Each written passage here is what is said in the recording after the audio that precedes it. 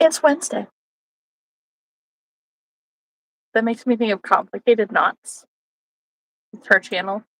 I don't know if her name is Thursday or if that's just what she says. Like, if she posts on Thursdays, I don't know. Not sure. Just stay there. Maybe. I don't know. Okay. Go to my channel and work on sharing this. Hello, Morgan. How are you?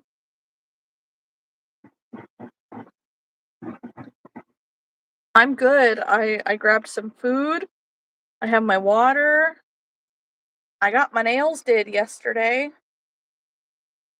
So that's fun. Never gotten my nails done. What are you gonna crochet today? Haley and I are gonna work on whips today, like actual whips. We're gonna work on finishing things this week. Thank you. They were fun to make. Okay, so share. Copy. Thank you, thank you. We're gonna switch to live chat also, not just talk chat. Nice. I had to take my older son to a doctor's appointment today, and I did get him. We stopped at Dairy Queen, so we had ice cream. That's nice.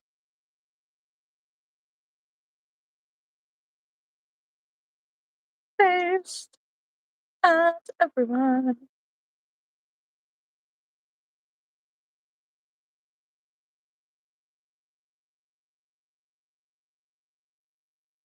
Haley! Hi. Hi. Ugh. Tough one getting in here. Huh? The tough one getting in here? No, it was just bringing everything in here. So I ran a little behind schedule because the chicken was not wanting to thaw out. Okay. So I am now just eating. Same. I have my bowl beside me. So sorry, guys. I am going to be eating. Same. Okay. I'm just sharing the thing at the moment. Hello? There it is. Followers. Next. Post.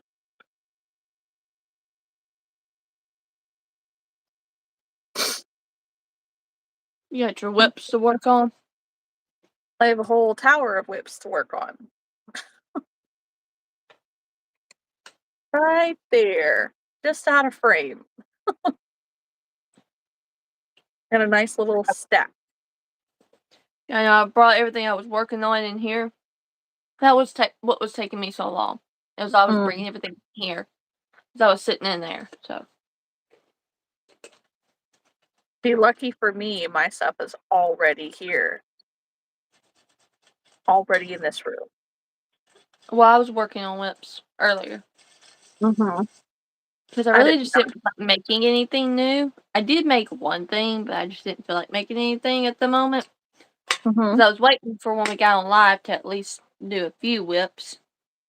Yeah. Which most of mine just need, like, eyes and stuff like that. Yeah, you're good about finishing things. I'm not. Hey, Sarah. Hello, everybody in the chat. Okay. If any of my friends said hello, I missed it. I'm sorry. If any of you commented.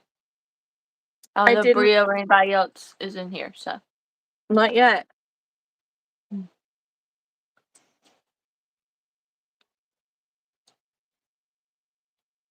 Are you cold now because you're eating ice cream?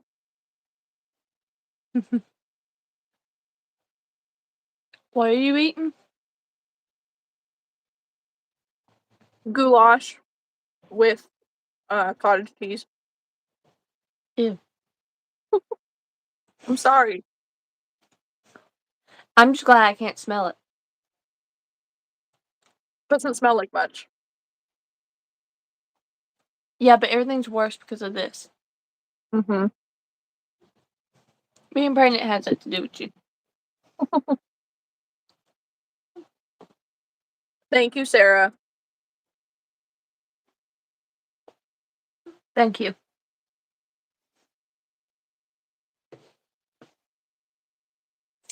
We're just gonna consider this the reminder to everybody to eat their dinner, right? Uh-huh.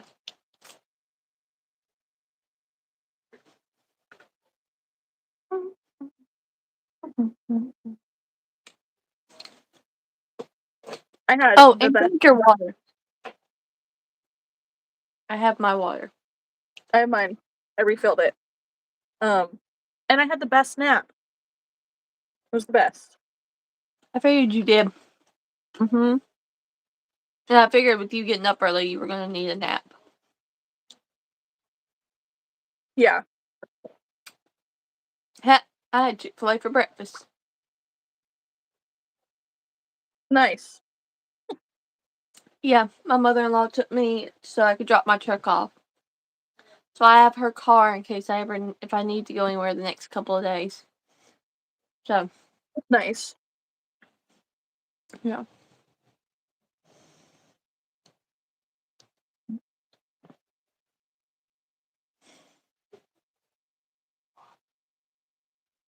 Hello, Dabbling. Hello. Sarah had tacos for dinner. David says, my walls look just like yours. My wife says the term is sable. Stash amount beyond life expectancy. Oh, okay. I don't know. I could probably go through this within a year. That's what I said. If I didn't buy any more, and all I could use was this before I bought a whole new stash of any yarn I wanted to, I could do it. Mm-hmm. So, I've actually been doing nothing but using scraps. So, Dabbling, I am eating goulash with cottage cheese.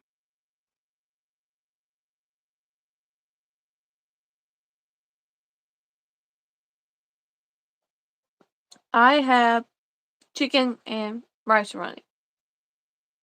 Nice. Mm-hmm.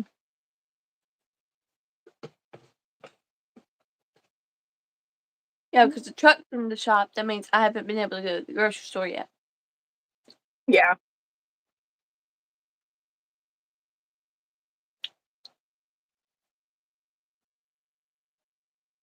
That's right. Hashtag awesome. Where are our girls at tonight? Mm. I tagged everyone. No one's in the chat.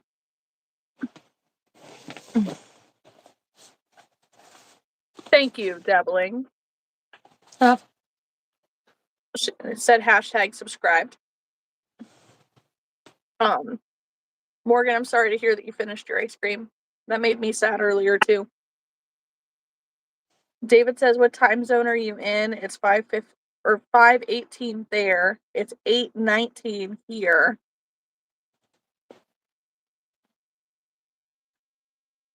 I'm central, so y'all save your questions until after I get done eating.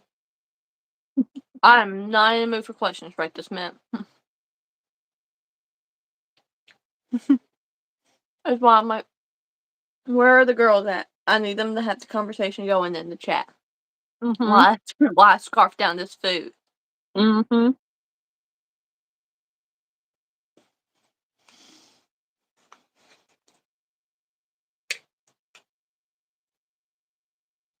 It's been a day. Mm-hmm. Well, I slept from 10:30 last night to 6:30. Nice. I only had to get up twice to go to the bathroom.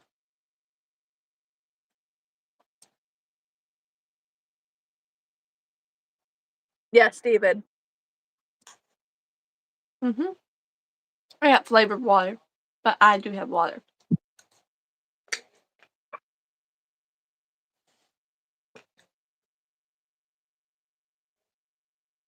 Why do you have to curl your hair tomorrow, Morgan?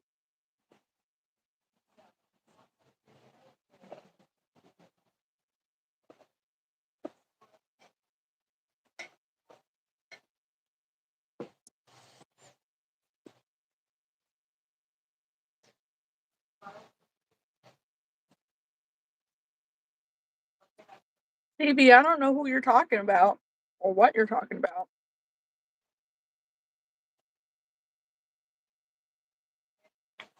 Don't judge my food.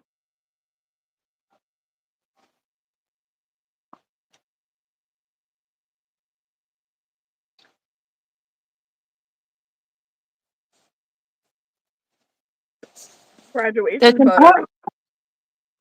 That's important. That's true. Make sure you look very presentable for those.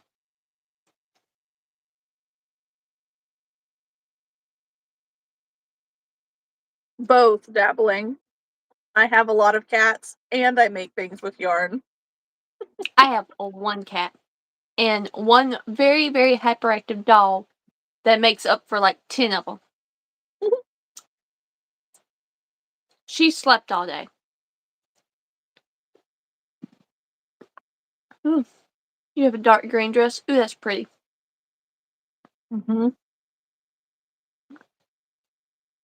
Aw. Listen, if I could make like the pain go away in my body, I would enjoy it a lot more. Well, hopefully we're going to fix that within the next year. Fingers crossed.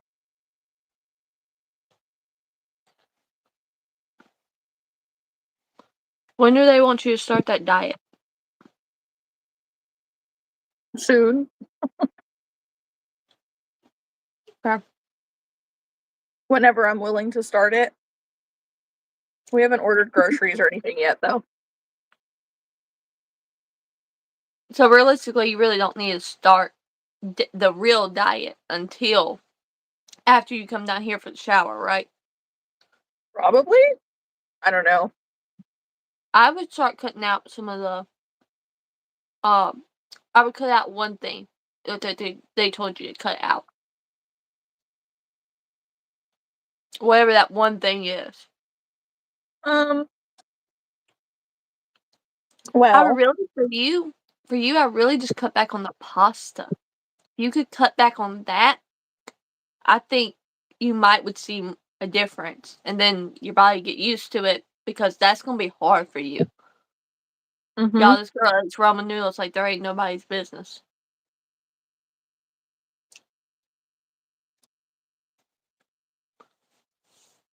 It's an unhealthy obsession. I like ramen noodles. They're yummy. The kids at the daycare too. They have an unhealthy obsession too. They talk about the daycare ramen noodles. I'm like, y'all, they ain't that good. Those probably aren't that good. They're probably made and then left under a heater and. Nope. Not the one I worked at, anyways. Okay. But no, daycares are under a certain rule that schools are not under. Daycares can't serve food that's an hour old. Oh. If it hasn't been reheated or like recooked. And so they typically just don't cook it until they're gonna like an hour before she's gonna serve it. So she might start like the meat and stuff like at 10 because the kids eat at 11. But for the most part, they don't start putting everything together until it's at least an hour before they eat, because They're like, no, that's wasting food. We don't do that. Money, money. I did not know that. But you know, they're not allowed to serve chips anymore in daycares at lunchtime. So if they do a sandwich a day, they cannot serve chips anymore. And they at do least for crackers. down here. They can do crackers, but they cannot do chips. I don't know. Weird. Well, technically, it's only supposed to be like plain crackers. It's not even supposed to be like the good kind. Everything has to be baked. Like, they were trying to say about the raviolis, and they were like, we don't fry anything. Now, the raviolis, when they come to us, might be fried in the can, because, you know, she gets those big Chef Boyardee cans of them. She's like, but we bake them in the oven. That's how we cook them. Because we add a little bit of extra sauce, we add a little bit of water, a little bit of sugar to cut out some of that stuff, because we got kids with the tomato acid and stuff. They can't handle it if it's too much. We put just a little bit of sugar right around the edge to cut some of that out. I said we have to do those things because of the allergies and the food intolerances we have to deal with. And that took like a week to resolve. I was like, over some darn raviolis that they get once in a month. Yeah. This is stupid. Oh, I know. I know that the country is under a new,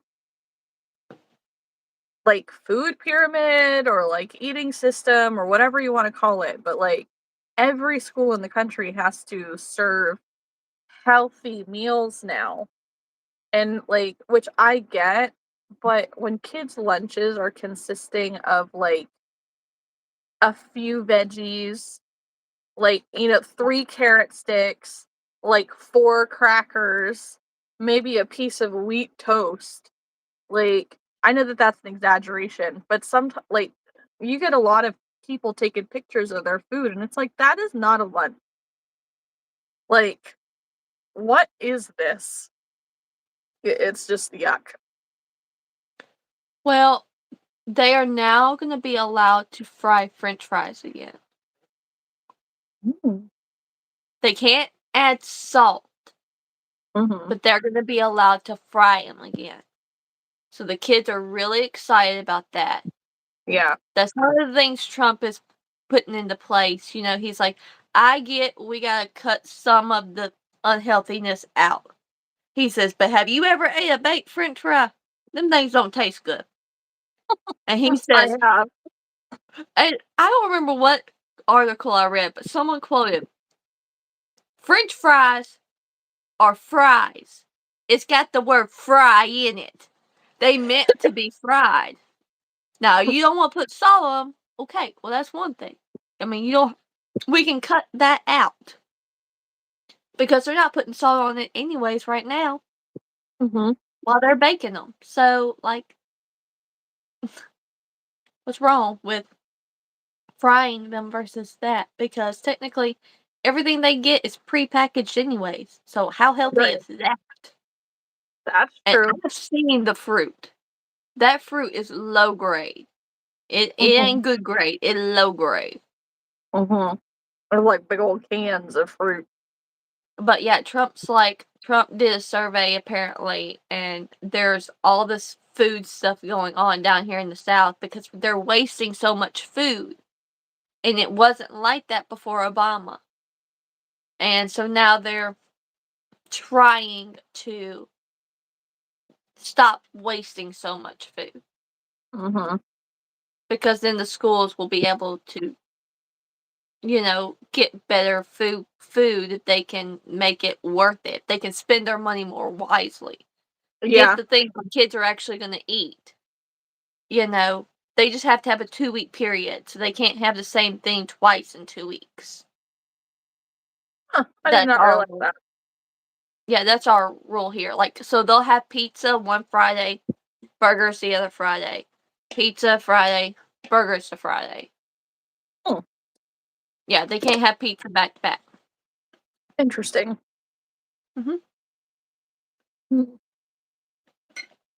Well, I'll let you jump in the chat. Morgan has a crocheted moose next to her. Doesn't know what to make. I don't know. Well, it's Wip Wednesday, and we are going to work on works in progress. So if you have any works in progress, grab one of those. Dabbling says, I'm on a diet. I can only eat food. That's, yeah. I am struggling there. I know I'm not the thinnest person in the world. Although Delta Airlines, shame on them. They put me on a plane where I buckled the seatbelt and there was no extra room to extend that seatbelt further. None. I could not make that seatbelt any looser than it was. And it fit across my lap perfectly. I am not a huge person by any means. Nobody should feel like they are massive because they can't fit in an airplane seatbelt. If they are an average body in America. Like, that is ridiculous. If you can still sit in the seatbelt should be comfortable around you. Yeah.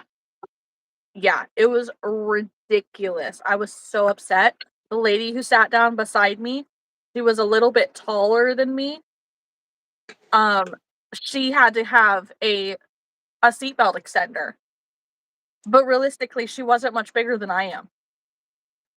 Like, it was so stupid. And this is one of those, one of the newer planes with the fancy screen in the back of the seat and, all that. But this is also the plane with the overhead compartment that we had to beat my suitcase into. So that just irritated me. However, if anyone is curious, I'm not trying to go on a diet to lose weight, although that would be beneficial for me as a whole. The point of the diet is I recently found out that I have an autoimmune disease, and autoimmune diseases show results better on an anti-inflammatory diet. So some of them you can treat with medicine. The one that I have, you can't really treat with medicine. It doesn't really help. So the best thing that I can do is lose weight and go gluten-free, dairy-free, high processed, sugar-free, all the things. Basically, eat boring, sad food for the rest of my life. Well, not for the rest of your life. Just until you figure out what is causing it. Because you might be able to, introduce cheese back. You may not be able to have the milk, but you might can eat cheese. Yes. You just have to come off of everything. I know. That's why I told you to do it slowly. Mm-hmm.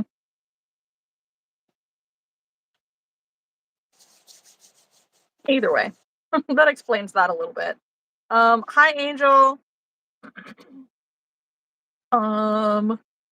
Dabbling, I do know that ramen noodles are packed with very bad carbs. I am aware.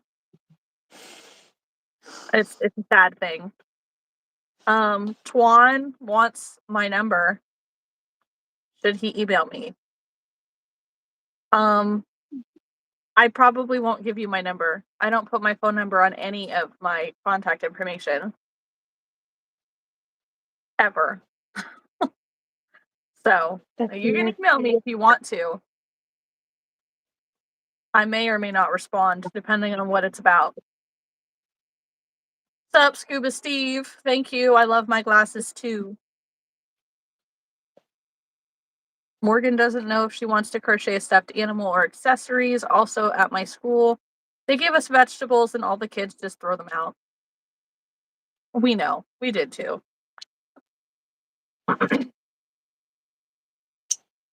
Sawboss says the old pizza burger routine. Angel, I'm taking a short break on many things for markets to hang out on live and do Snugglebean's horse. Yay.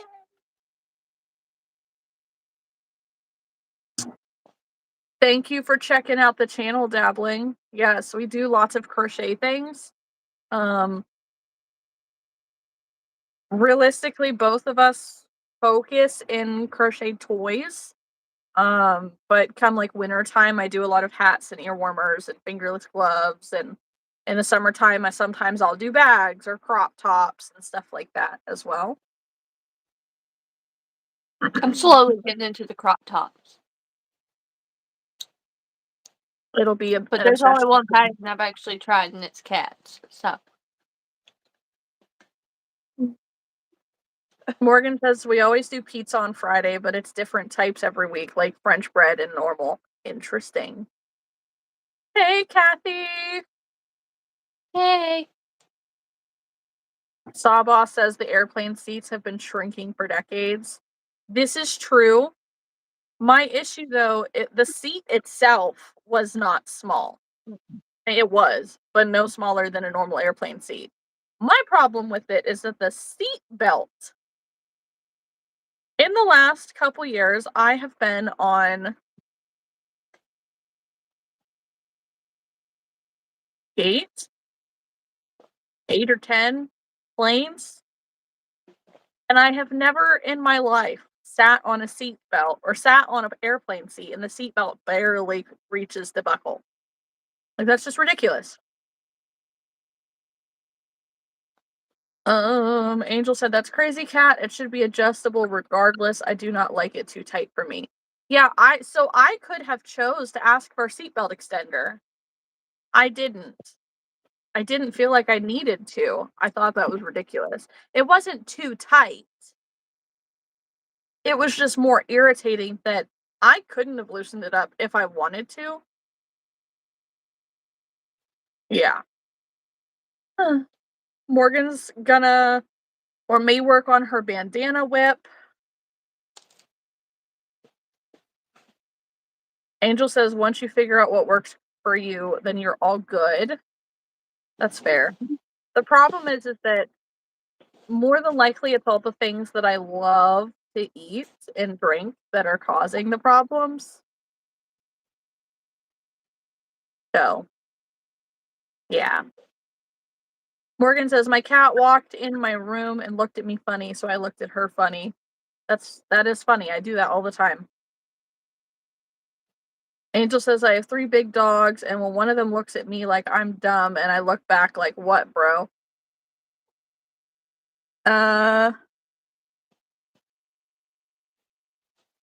Surrend. And hey, did you make that? Hello, hi. Nice to meet you guys. You can see the tattoo right here. It says I'm totally fine. It's a turtle. Angel says Jason and I are making a huge change in our food as well. Good luck, guys. At least it's just the two of you, and it'll be a little bit easier to do it together. My thing is, I'm the only one in my house who really needs to change their diet for their health. And I don't necessarily feel that it's fair to force that on the other 4 people that live here, 2 of which are adults, 2 are kids. My kids already deal with being thin. Like, they're not underweight, but they're definitely like skinny little kids. They don't need to lose any weight. We're trying to put weight on them. I didn't know what I was hearing for a second. Dabbling, I have not flown intentionally 8 times. I've gone to visit Haley twice. And on both of those times, I had to take 2 planes down to her and 2 planes back because there was a connecting flight. Mm-hmm.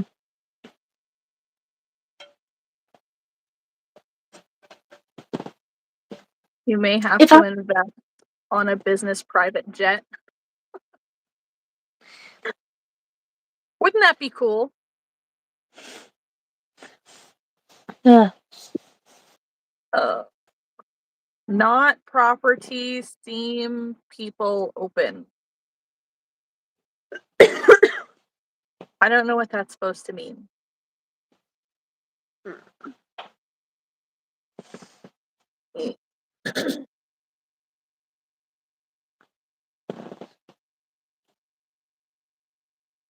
Angel only flew once, and that was in '97 to Florida. I've been on lots of planes in my life. Like, when we were very young, my dad was in the Army, so we would take military hop flights from state to state. Um, it was cheaper to travel, and it got us there a lot faster than trying to drive 24 hours or more with kids. Um, that's cute. I like that a lot. Yep. So we would do that a lot, and then I know there was one time after my parents' divorce that my brother and I flew on a plane by ourselves with, like, the flight attendants helping us, to go see my dad, and then I dated a guy who was in the Air Force before I met my husband, and we flew from Delaware to Texas to visit his family and back. So, flying's nothing new to me, but definitely in the last year, it's weird flying all by yourself. I will say it's a lot easier to get through an airport all by yourself, though. You don't have to wait on anybody. You can just weave in and out of people with no problem. Mm-hmm. Dabbling has never been on a plane. I do recommend it at some point. It's expensive. Buy your tickets early. And not like on a holiday weekend. Try to buy, I think, like Monday, Tuesday, Wednesday is when the prices are lower than the rest of the week. Stuff like that. I admit taking off and landing can be a little bit sketchy, but you just got to think about the fact that nothing's going to happen, and if it does, chances are you're not going to know it. So you'll be fine. Ouch. Dabbling says your kids will benefit from the healthy food, surely. Yes, but I would have to find other options to put weight on them because they need to gain weight, not lose weight. Angel says, I flew with my aunt who was heavily pregnant with her third son, with two sons ages 3 and 2. Holy moly, dude. That is an experience. Also, flying while heavily pregnant is not recommended. Mm-mm. No. There ain't enough room on a plane to deliver a baby. Kathy says, never have and never will be on a plane. Dabbling says, Haley, your shirt is definitely on point. Yep. What does it Don't say? hurry. I can't do. It says, don't hurry, be happy. Nice. Don't hurry, it's got the sloth. Yeah. Nice. Yeah. Angel says, along with her oldest son's huge Elmo doll, bigger than me. That's so funny. Did he have to have his own seat? That's crazy. Sorry, I bumped the thing.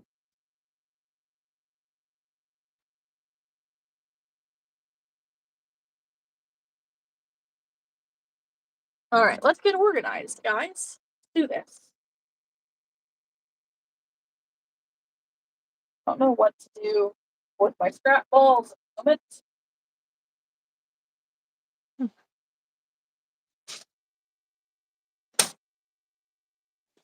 that can be right.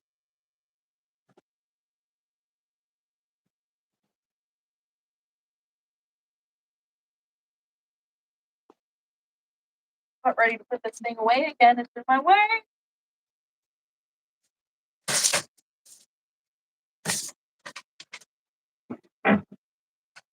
That was the treadmill thing.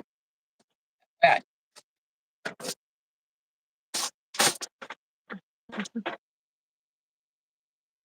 I bet it was chaotic. It sounds like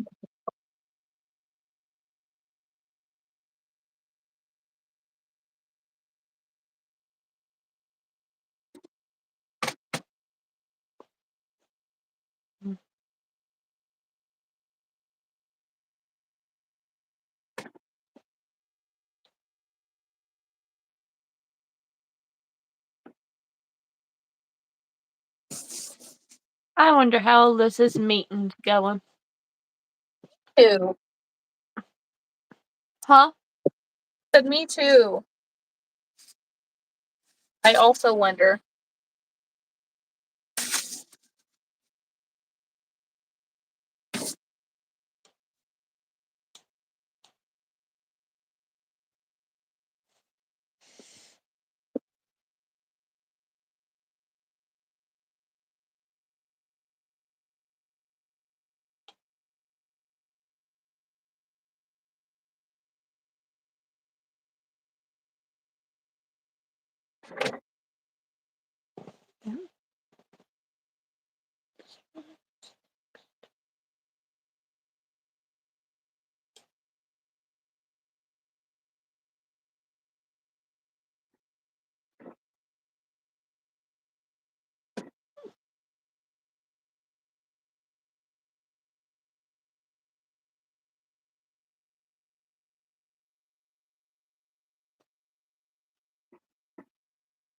There's so many tangly strings.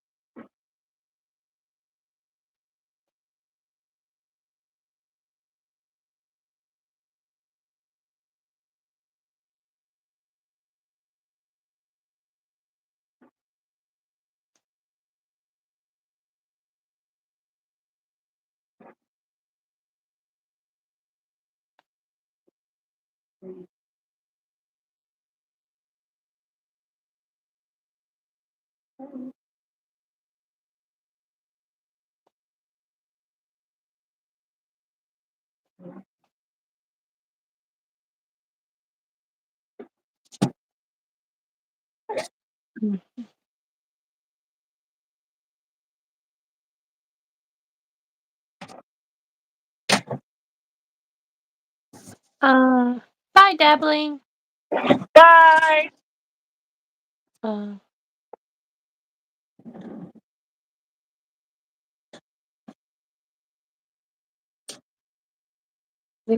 About got it.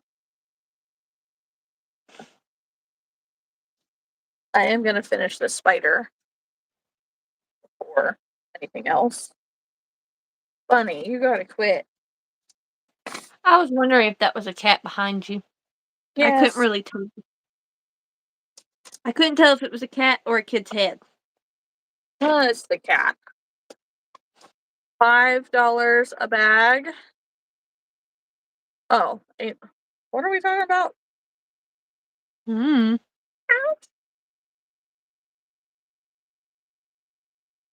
Angel said, I'm so sad this light gray yarn I got from Premiere is the stash goals, like coming apart as I use it.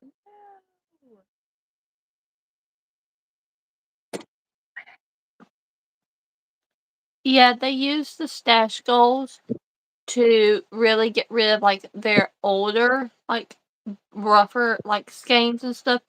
I have not gotten a stash goal bag of yarn that I've actually liked to work with. I have, but it depends. It's very hit or miss. Yeah. So I won't ever shop that sale again. Not for that. Now, when they do the Premier Basic ones, which is typically Seaside and Caribbean, those are good.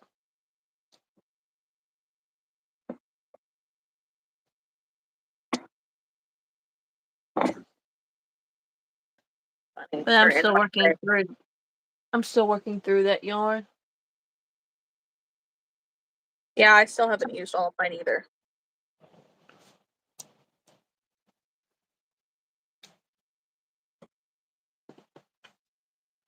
I mean, they're good colors. I just don't use them very often.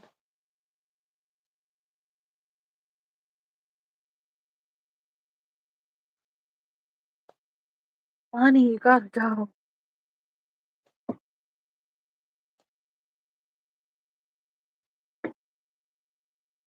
No one wants to see your butt. Angel says it's like the mill end sort of great yarn, worth the money. Sometimes you just get a wonky one. True.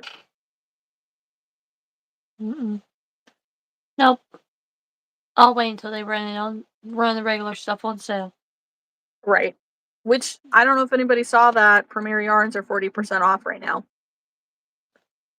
Yeah, I don't need any more yarn right now. I think I'm gonna end up ordering like the basic colors. Yeah, I pretty much have.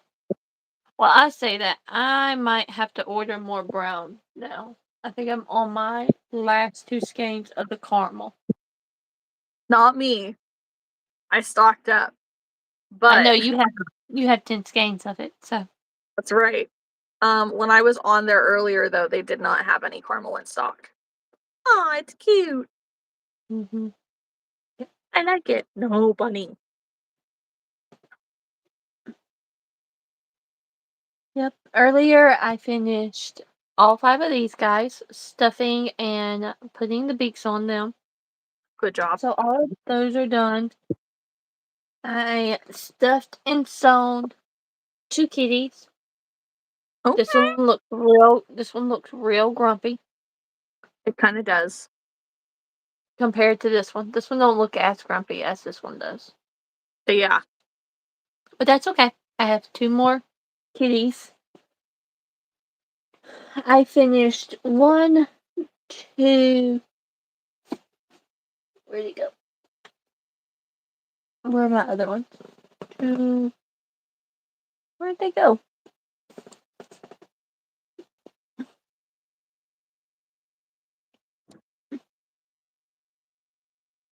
I know I finished more than just these spiders. Where'd the other ones go? Well, I can't find them, but I've at least finished 2 spiders. I don't know where the other ones went. Nice. I finished my turtle. I stuffed and sewn and tacked the head up. I like that color combination a lot. Yep. Now, I have enough of this color to do it in a different color, so I don't know what color shell I'm going to do just yet, but I'm going to do another one. I finished the wings for both of my dragons that I have made so far. Woo. So these are the ones I've made so far. All right. I like the yellow mostly with the blue, but it's not bad on this one either. That looks really good. So I have like enough of the gray to make a dragon. I have the orange one to make a dragon. I don't know if I have enough of the purple. This one's actually the red one. It's showing orange up on camera. But this is the red one. The turtle is adorable. Yes. I love my turtle. I have made. That's a good turtle. Yes. And then Angel had said, I did like 8 mini hamsters from Eden Crochets. I got a bit more to finish and stuff. Need to stuff my leggy frogs. I shared leggy bear pattern. That's free on Discord. Yes. Hi, Anna. Hey. But yeah. So I'm excited to get some of these stuff done. Yeah, Yes. I'm not even gonna lie. I probably have close to $300 worth of whips here. That's amazing. Yeah. Because that turtle alone is $40. So.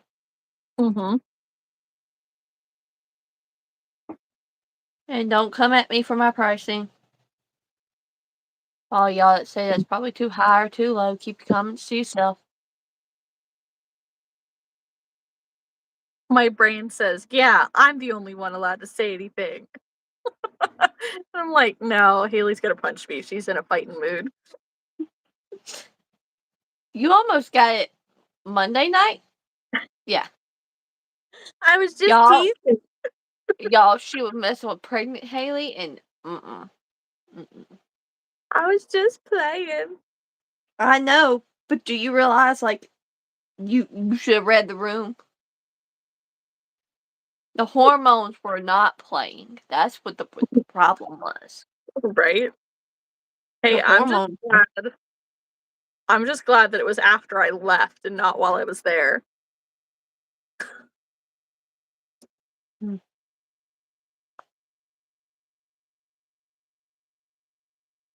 That's okay. I still have your yarn bowl that I need to ship to you. I'll just keep it.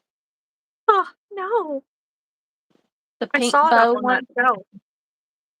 Yeah, and the little holder that matches it. Oh, yeah. That yarn bowl is huge.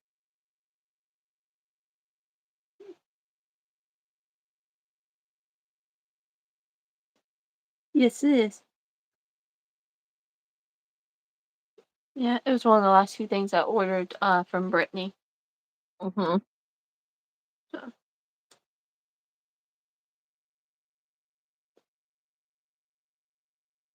But I probably won't order again because I've got what I want. I've got the ghost for Halloween, and I've got the pink skull. So. Mm-hmm. Hey, Nathalie. Hello. Honestly, I haven't gotten any notifications that they've gone live for a while. She hasn't gone live in a while.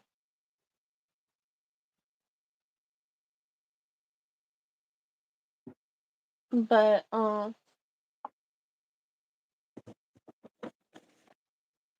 Alyssa has a work meeting tonight, Angel. So she'll pop yep. in when they're done.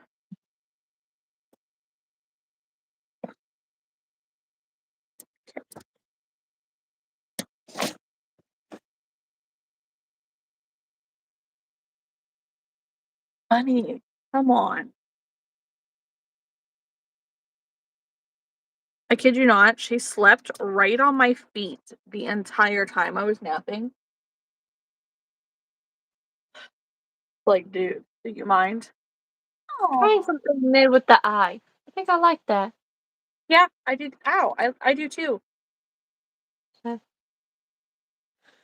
The head kind of came out crooked, so he's kind of looking off to the side. That's fine. He's got character. Yeah. Oh. But I needed a baby safe, like, regular, like, rubber duck. Mm-hmm. I need to make some baby safe ones. I Yeah, just get in the habit of putting eyes in because it's easy. yeah, I have two that are going to be baby safe. So I've got one that's in the girl color, and then one that's a regular. And I'm going to I've got the one that's light pink, light yellow, and light blue. Mm-hmm. That pastel one that you like. I've got it. I was wondering if that was it.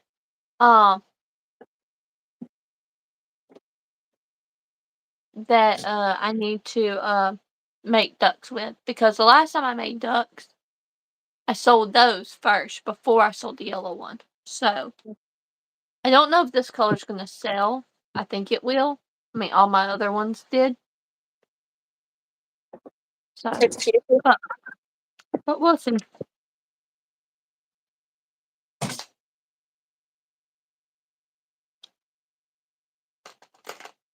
But I have 3 dragons finished. Ooh, I gotta show y'all this now that I got the eyes in it. I finished a baby Bonnie. It's so cute. Yes. See, I'm not crazy about this pink and purple yarn. It's not my favorite. I have it, and I don't know what to make with it a lot of the time, but I like it when you make things with it. Yeah, well, I was gonna try something new with the ducks. I wanted to add a new color for the ducks because I know the Pitter Patter one sold really well for me. And the pink dot and the Sweet Snuggles Light will also sell really well in these ducks, apparently. Because Yeah. all I had was those colorful Easter ducks, besides a yellow one. And two little boys come up, one, like, they were an hour behind each other. One got one and one got the other. So the yellow one was the only one that was left. And then he finally sold. So I don't make many yellow ducks, y'all. So, just as a reference. In my area, yellow ducks are not a good seller at a lot of events. I'm wondering if it's because it's like the first time that I like really had them at something, at least in huge quantities. Mm-hmm. Because sometimes they do really well and other times they don't. It's a hit or miss item. That's Yeah. all it is. Alyssa's here. Hello. Serenity, I'm not saying that. Yes, Angel did just ask about you. Mm-hmm. Don't mind me, I'm trying to fix my yarn label around the cat because she's got to be right here in my business. Your cat missed you while you were gone. Something. Goodness.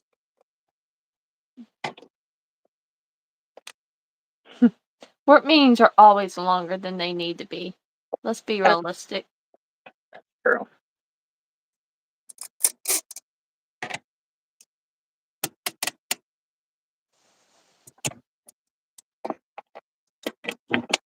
Ouch.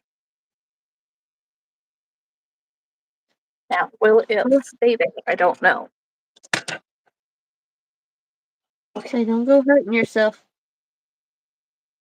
Well, trying to get these yarn balls cleaned up because they're all over my freaking desk and they're taking up all the room.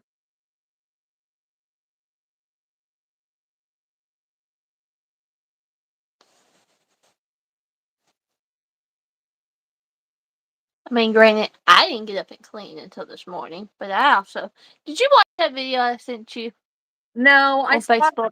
I saw it right before getting on and I was like, I'll watch it later.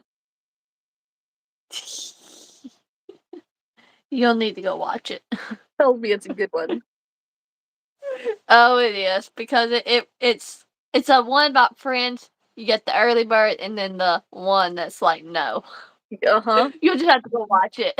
Okay. Bless you. Because when I send it to you, it's what I thought of on vacation. Right? It's like, Yes, Angel, I guess she missed me. She's needy all the time, let alone when I leave and come back. If her nails weren't so dang sharp, they're like little hypodermic needles. What are you doing?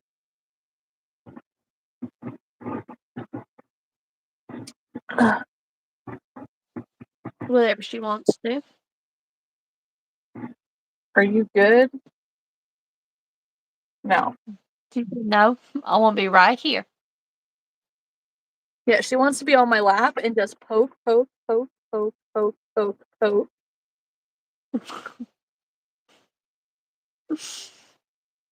Like you don't have work to be doing. Uh-huh. You cuddled with me for 3 hours in my bed. Why do you have to be in my face now? Your nails hurt. Ouch. Ouch. Ouch. Well, apparently my cat was glad I was back because she has been super lingy. Of course she is. I'm like, if you don't back off. Like, I put her outside for like 4 hours today. I was like, no. No.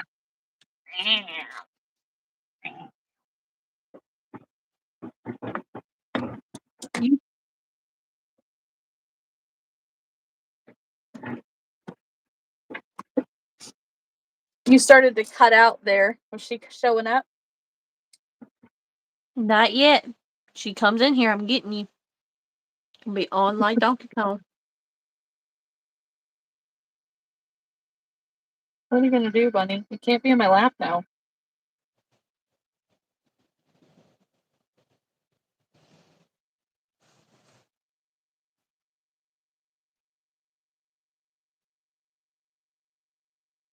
He's so inconvenient. All you saw was her back feet bouncing.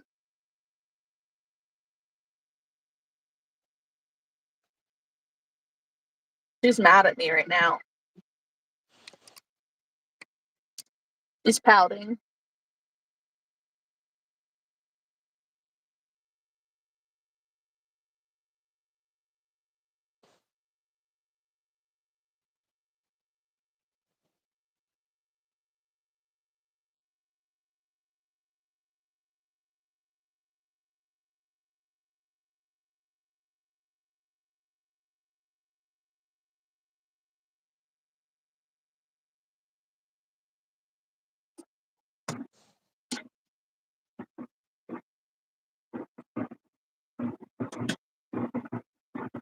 Come on.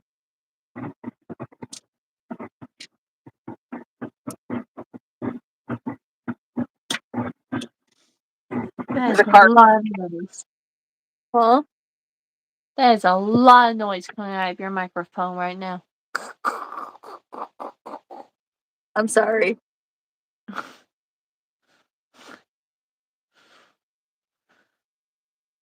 No. The cats don't often try to get my yarn, Angel, but they do sometimes. My cat hadn't. Your cat's Well, also old as dirt. No, my cat will not get a full skein of yarn. Now, if I have a piece of yarn on the floor, like that I said sound like if I'm embroidering eyes especially, and it's there because it's fallen, and it's gone. And I'm like, don't want that now because she done tugged on it, chewed on it, and nope, you can have it. Oh yeah, moving yarn is not safe yarn. No. But you know what? I have to remind myself, at least she's being active. That's right.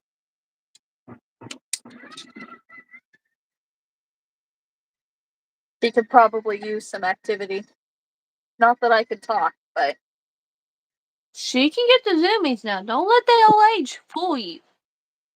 She can still hop on the countertop too when she wants to. Don't let these old age females fool you. They can still do what they need to out there. Even Labor. Labor acts like she can't climb up in the truck with her daddy.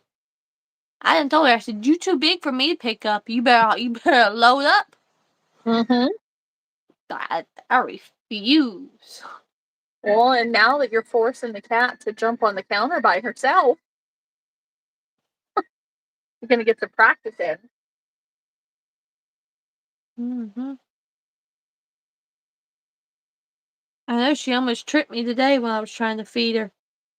Ooh. Another duck completed. Good job.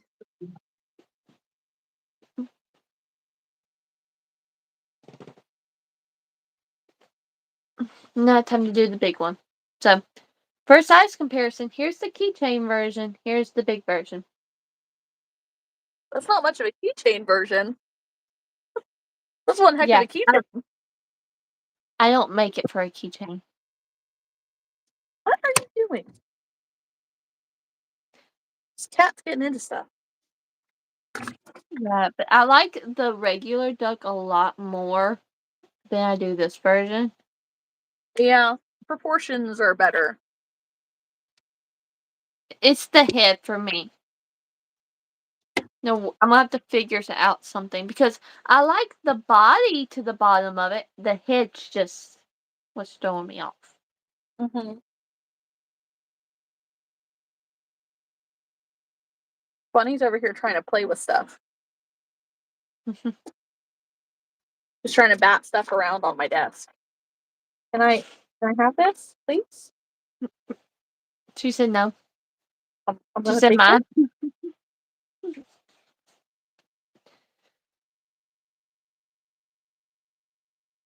That's what my cat does.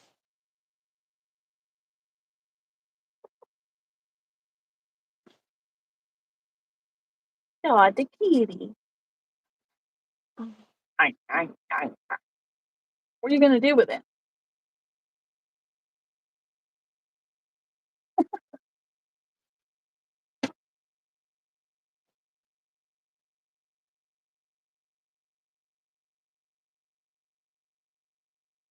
See, my cat would want me to cut it off and give her a piece of the yarn.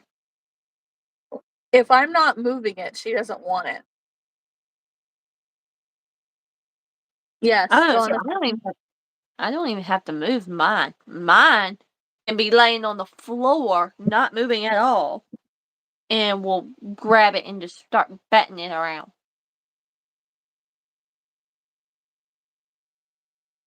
You not want it anymore? No? Okay. Yes, Jonathan, my hair is different. I got it cut a couple weeks ago.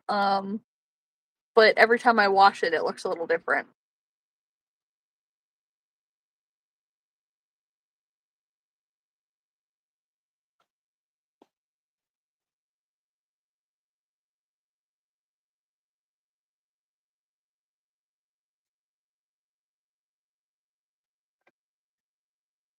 Yeah, I would say these kitties are not very self-sufficient. They don't want to play by themselves.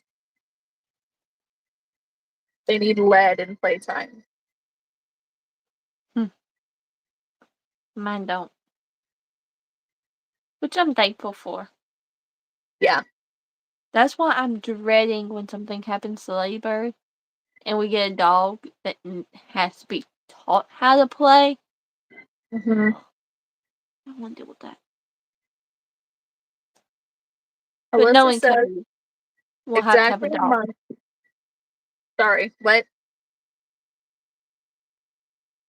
Go ahead. You done interrupt me out how many times tonight. I'm sorry. Alyssa said exactly a month till the first market. I need to get my butt into shape with finishing the whips. Hi, Loretta.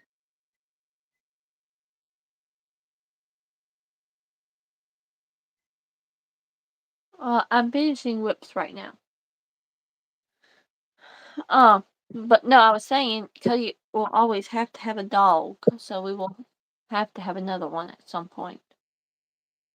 Yeah. Dogs are good to have.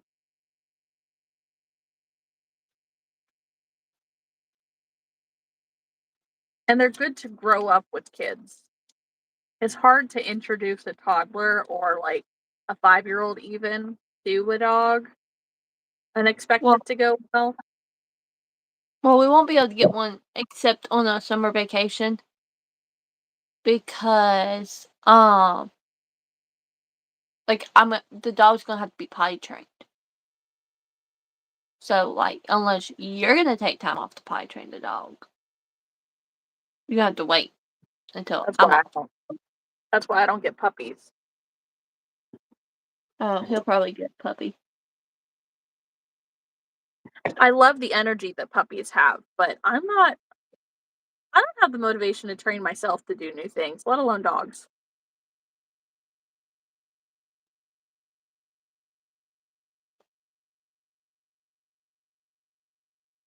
You went in here somewhere? Ow, buddy.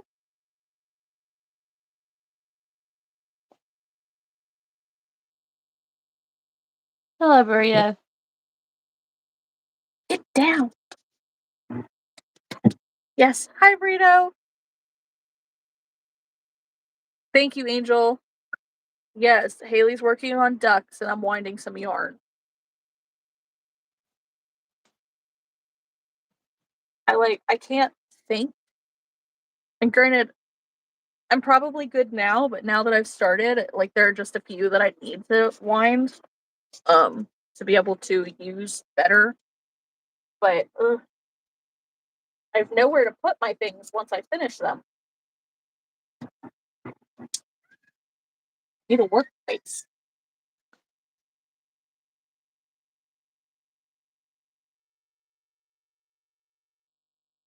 Come on.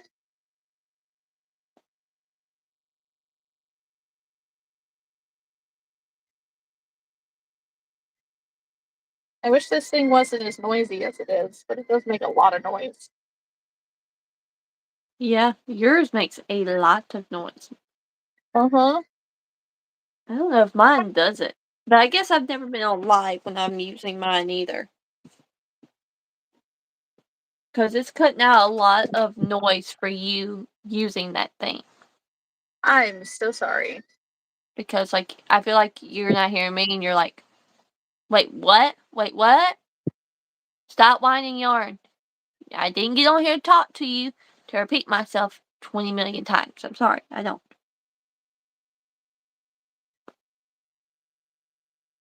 That's a pet peeve of mine. Me and Cody go back and forth with that all the time. Fair. Good.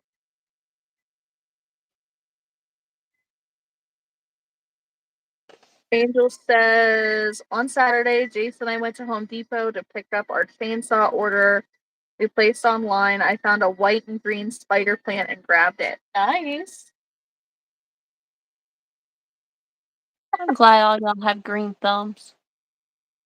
Not me. That's for sure. I can't grow flowers. I'm pretty good with plants and stuff. Like strawberry plants and stuff like that.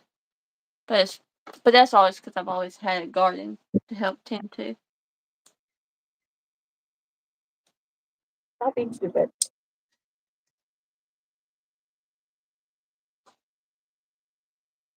Yeah, I'm not good at plants of any kind. And I often make the joke that if it can't, ow, if it can't tell me that it's hungry, it's gonna die. Straight up.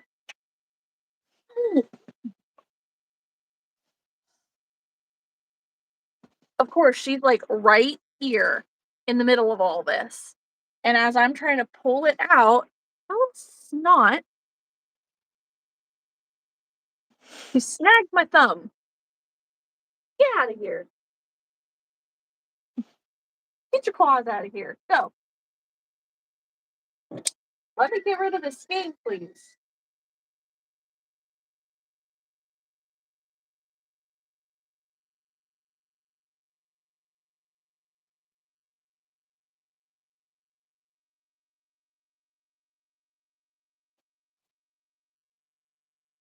Ah.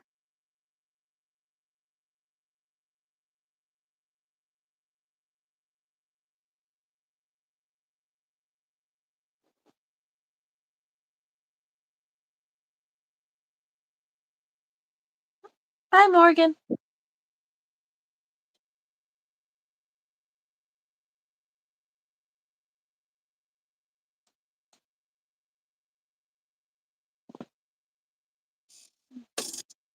I don't even know where my ball band went for this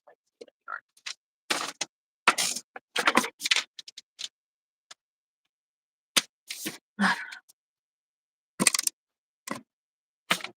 I know. That's right. Get out of here, bunny. Oh, it's cute.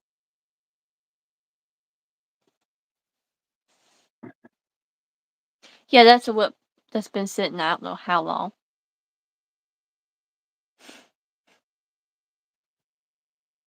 She got me good. That sucks. I bet she did.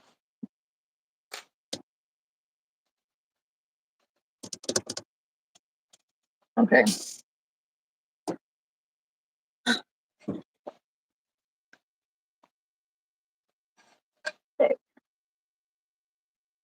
Both there.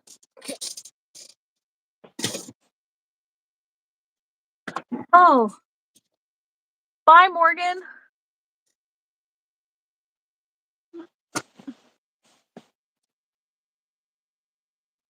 Sometimes, like, it shows up different on my phone than it does on the computer. The computer does, like, it automatically translates things, and I think my phone's trying to do it too, but it's doing it wrong. So on the computer, it says, "I'm a hop off," and on the phone, it says, "There is a hop off." But yeah, so I don't know how much to charge for this guy.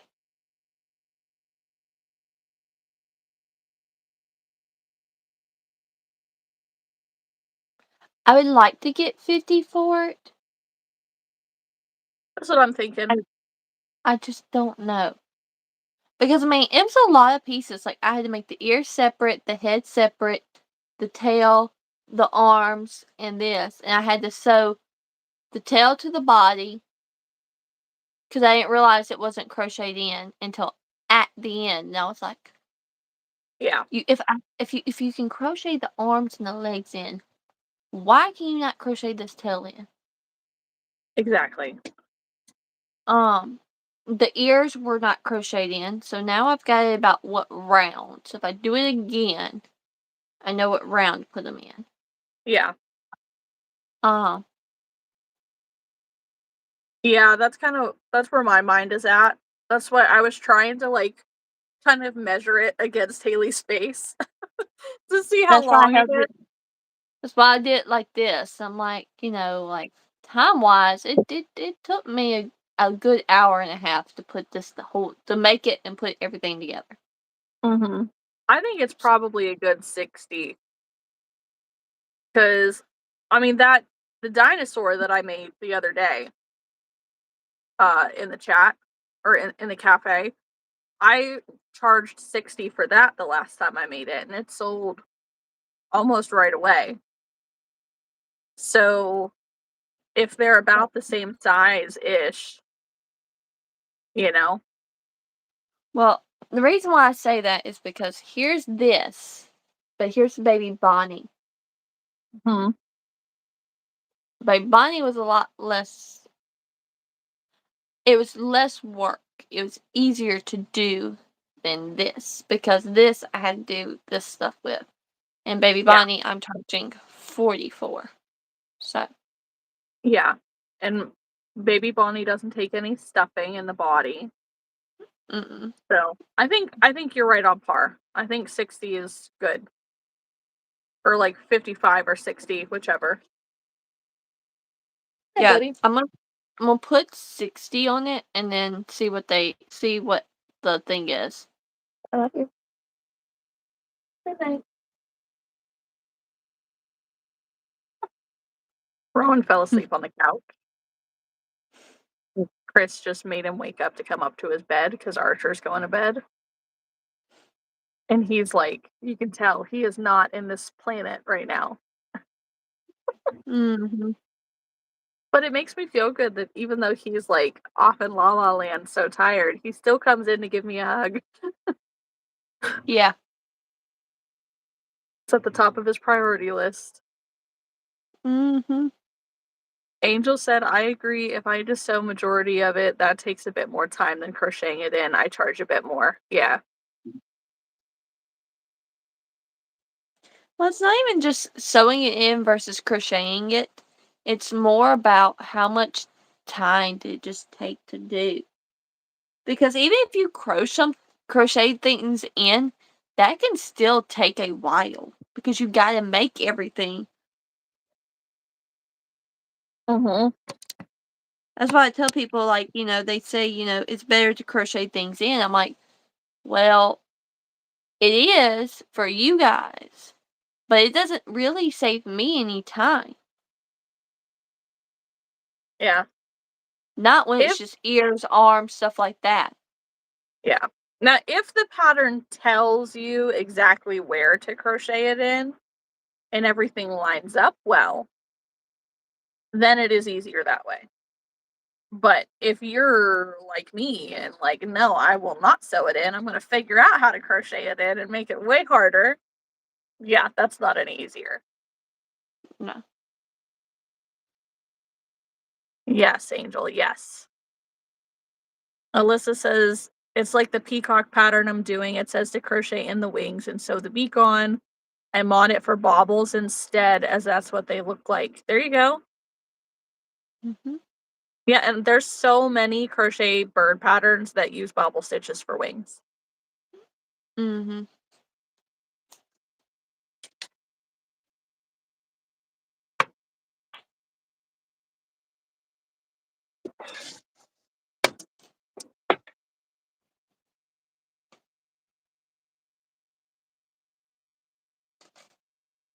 Man, that is like the worst place to get a freaking nick from a cat, little turd.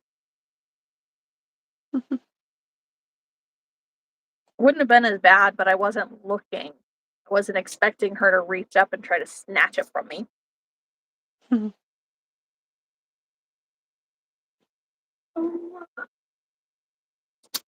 Yeah, and after this bee, I think I pretty much have done all the whips I can do at the moment besides doing the wings to my dragon.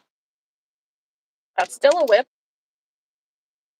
Yeah, but that'll be my last one. You've had a very productive day. I have.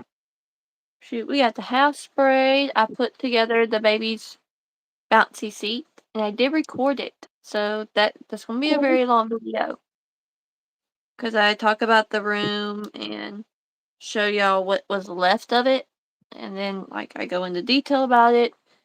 And then I show y'all me struggling to put together that thing for Maria because I don't put things together. That's Cuddy's job. But it was the one thing I didn't have to use a screwdriver for except for the battery. And then come find out we didn't have the battery. So then I didn't even need a screwdriver. So, Dang. yeah. It's okay, though. Hey, Bama boy. Hey, Alright. you are fine. B is done. So now I have 3 of these big bees. Okay. I think I'm good. Yeah, At I least mean, through the Ohio State Fair. Unless I sell 2 of them, and then I may have to make another one for the Ohio State Fair. yes. Because I want 2. I want a dark bee and a light bee. So I put the one that I've had made is in the bag. And then I made this one, and then I made this one. So I these like 2 that I'm a lot. taking to my spring market I've got May 2nd. So And that'll be perfect for that. well, I sold my teal and pink one I made last year. This little boy come up, grabbed it, and was like, "Mine." It You was know a what? pattern test. It was a pattern test I did. I didn't want to do a normal bee. I wanted to do something fun. I had spring colors, Heck and I yeah. made that bee. And this little boy come up and grabbed it, and it was like mine. I was like, okay. Yes, Bama, I have a few tattoos.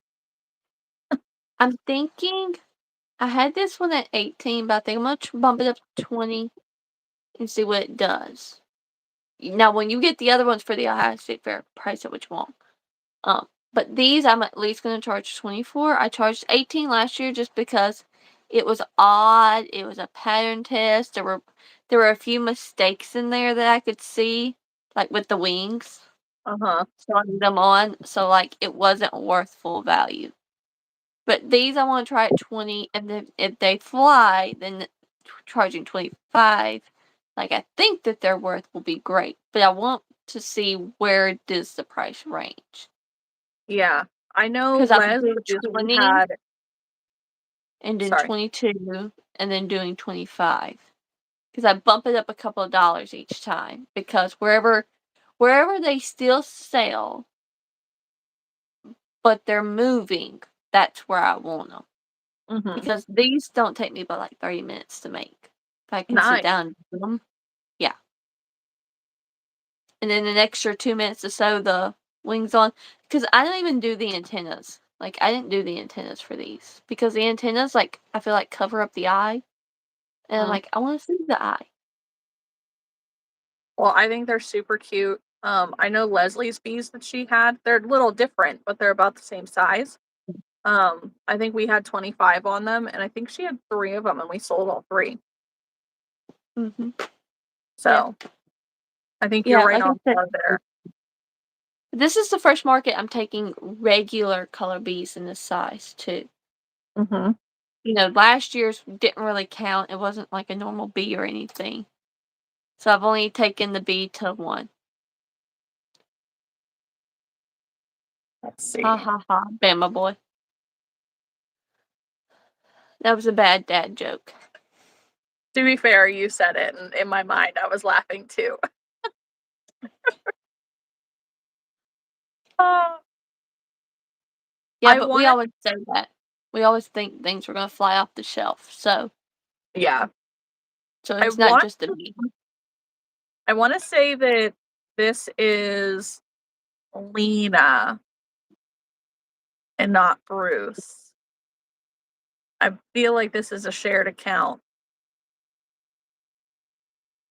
Correct me if I'm wrong. Hi, hello. Nice to see you again. Yes, okay, great. Where's a good place to buy yarn? We've been buying a lot of our yarn on Premier.com.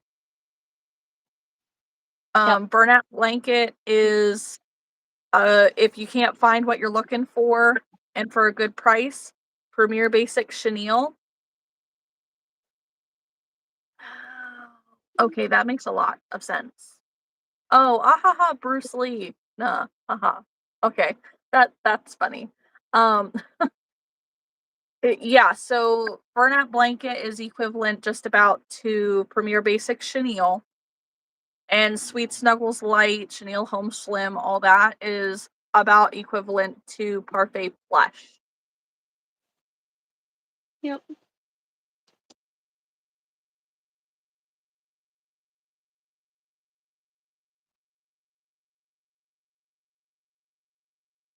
Hello?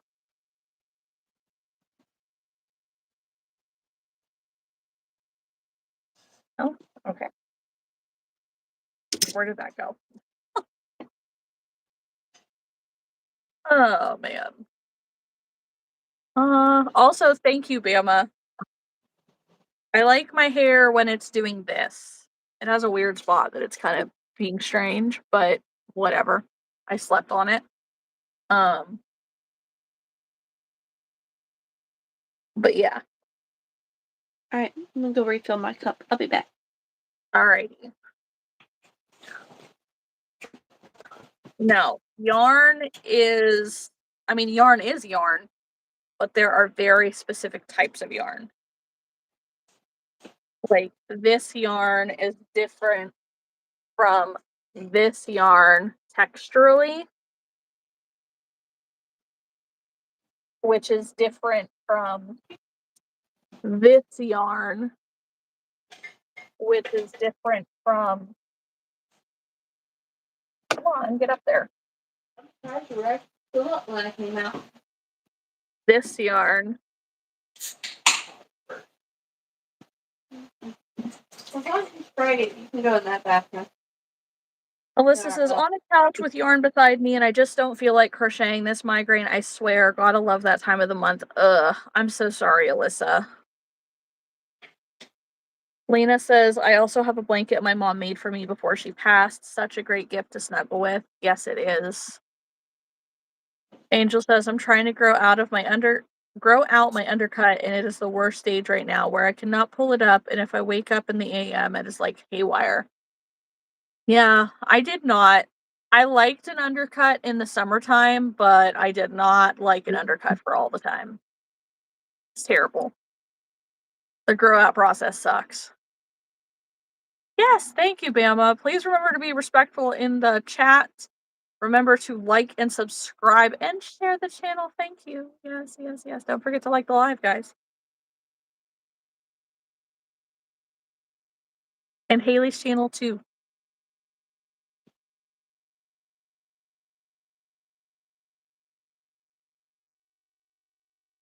I need to be nicer to myself and do this the right way. Because I've gotten in this habit of I just make the spiders, like, make their little bodies, and then I put their eyes in after the fact, and then it's hard.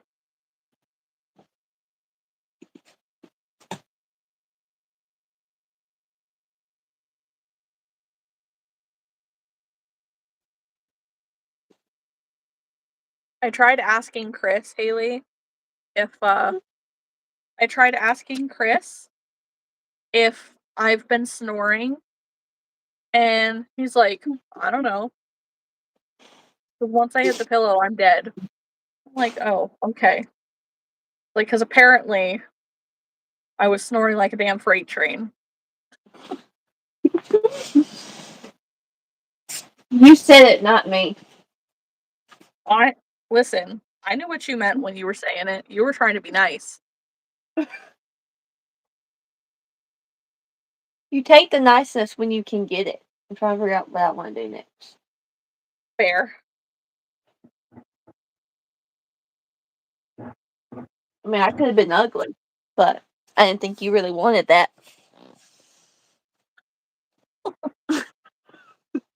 Because what I said was still the truth, even though it was nicer. Yes. Listen, so long as you are not trying to outright hurt me, the truth does not bother me. Unless I don't like the truth, and generally I would rather hear the truth than any other time. Yeah. But I just know I'm a little bit too blunt sometimes, and I'm like, oh, excuse me. I have a nice way to say things sometimes. I'm usually pretty good with the bluntness. It just, if we're having, a heart to heart type thing, that's a little different. Well, you had been traveling the first night, so, like, I was a little bit more okay, like, with you snoring, because I expected it more than anything. Mm-hmm. But I also expected the melatonin to work better than what it did. Yeah. So I just don't know if you were snoring that loud that you were just waking me up, or if it was because, like, I was in a hotel room, I don't sleep good. So, like, there were a lot of factors in that. So, I mean, I just heard your snoring because I getting woke up. Yeah. I mean, I know that I have the potential to snore badly. Um, but I thought that Yeah. it was a while ago. Because, like, at both of the retreats and the times that we had stayed in hotels, like, for the retreats, for shows, whatever, nobody else has said that I've really snored. More of like a heavy breathing. I'm like, No. uh-oh. No. And to them, they may be able to sleep deeper than what I can. Yeah. That's also the thing, is, like, I'm a light sleeper. So, like, Mhm. if you start to you're cutting logs, I will definitely, like, shake you and, Shoot. like, make you roll over, like, because you were getting flat, and that was part of the problem. If you would stay propped up, then you were fine, but you would wanna get back onto your stomach, and I'm like, "No, girl." And then your foot touched me in the middle of the night. It was weird. I got back in bed, and your foot wasn't there when I left, but when I got back in bed, I went to stretch, my legs out, and your foot was there. I was like, "Wait a minute, no, we're not playing footsie. Get your foot back on the other side of the bed." And I was oblivious. I had no idea. Ugh. Oh, man. Well, I mean, I probably do snore too some, so, I mean, I know it, but I will Not also that say I this: Cody is a very light sleeper, so noises wake him up, but he ain't got no room to talk. He can be just as bad as you, and I'm like, "Dude." roll over, do something. Mm-hmm. I have not thought to use a CPAP when I sleep. First off, if I ever get to a point that I get prescribed a CPAP, I will never sleep again. I cannot sleep with something attached to my face. I literally alligator roll all night long. I will strangle myself with it. Straight up. Now, I know that they have like the sleep apnea implant thing. I don't know what that entails. I might look into something like that, but I don't know. I'm pretty sure insurance doesn't cover that though. I don't know. It's really new. But Yeah. my thing is with this nodule, because I don't know if the biopsy will actually remove it entirely or if it will just exist. But if we can get the nodule out of my thyroid, maybe that will help me sleep better. Maybe I won't snore as much. Maybe that nodule is like affecting things. I don't know. That's hopeful. I think you're just a snorer, and you just need to accept that fact. Yeah, probably. I've snored since I was a kid, but it's Yeah, it's off and on. It's not always. So just just accept it and stop saying, this is gonna happen. No, you're a snorer. Just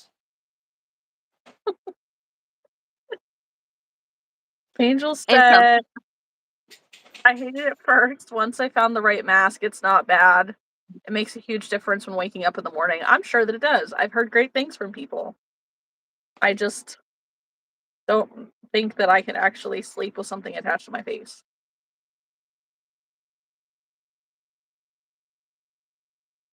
Yeah.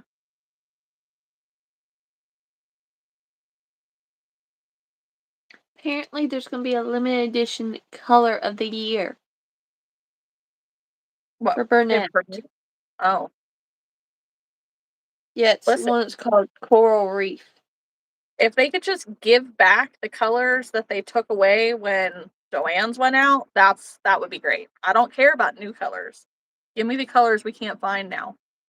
Like that golden yellow that I made using this bead. It's the perfect vintage poo color as well. Mm-hmm. Like, I need that color back. Mm-hmm.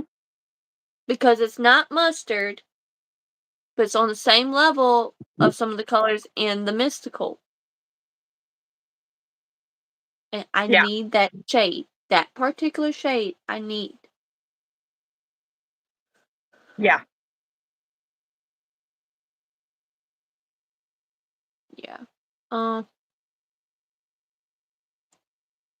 don't mind Walmart yarns, David. It's just not what I'm looking for.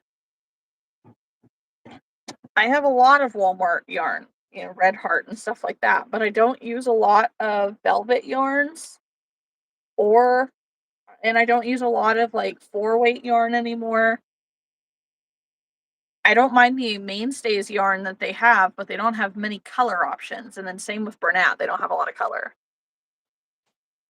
I know. And Angel, I'm even more sad because our Joanne's, their sign has gotten taken down and it's going to be a Goodwill.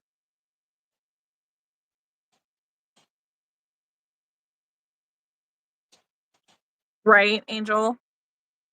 I agree. Michael's is meh. It's too expensive.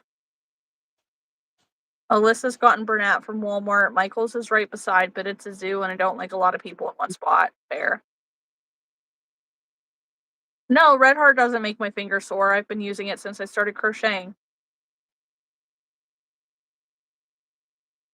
Typically, if it's making, like, if a yarn hurts you to use, it's either like a really thick yarn, thick and stiff, or your tension is too tight. So it might be worth trying to figure out how to loosen your grip on the hook. Or change how you feed your yarn through. Like, I know there's a lot of people who literally have their yarn like this through their fingers and they pull it really super tight. I know people who will double wrap and they'll hold it really tight. For me, when I'm crocheting, pretty sure that I hold my yarn just like this.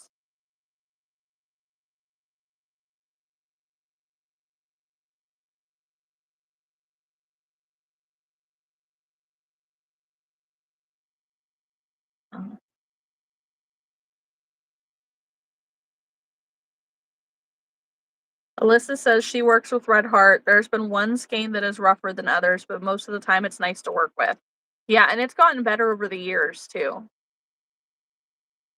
Angel says, David, I'm not a fan of their yarn, but they are great for plushies if I want to use 4-weight. It makes fingers raw sometimes. Bama says, Michael's, is that a craft place? I don't understand the rest of that, but it is a craft store and it is where we get yarn. We've never streamed at the craft store. More expensive than Joann's for sure. Yes, Alyssa, definitely watch Dye Lots. Angel wraps the yarn once around her pinky and pointer finger. No, Joann's went out of business, David. Very sad.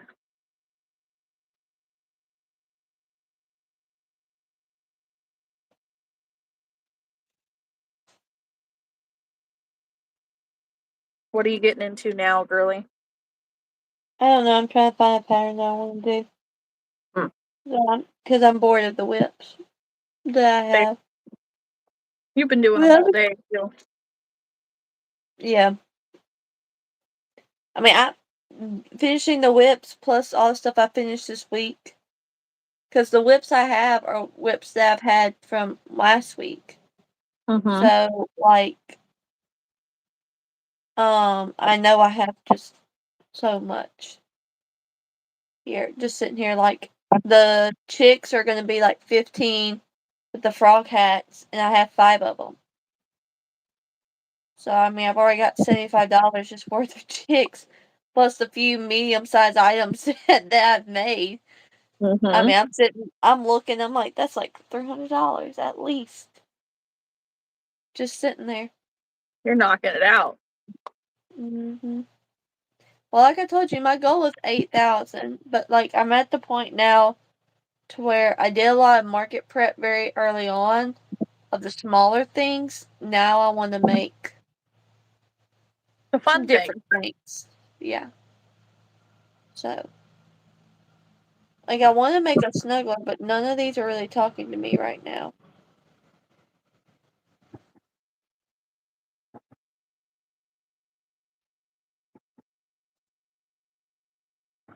I'll come back to this if I don't find nothing else. Okay. Like I made. What? Go ahead.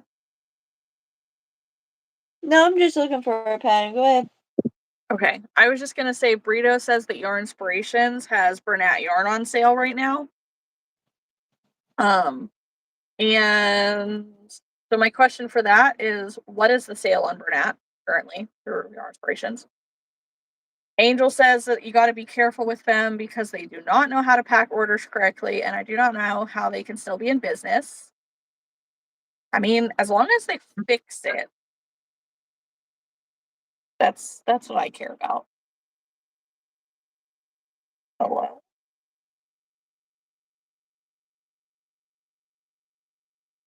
Well, apparently I've already put it in as far as it'll go. Alyssa says they have 40% off Red Heart, I think too, and I'm like, no, I need to support local store. Yeah, but if it's cheaper, Alyssa, I don't know. David says, do you still have stitches conventions where you are? There will be a fiber convention here in Ohio, not here, but next door, essentially in Ohio. Next month? This month? Something like that.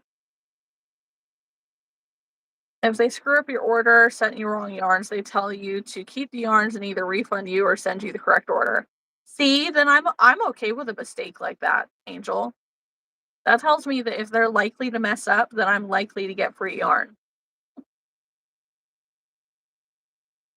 Burrito says that your inspiration sale is 40% off, and they send a text message with a code for an additional 10% off. Nice. Bernat Baby is on sale for $8.99. Same with regular blanket. And then extra thick is $17.99.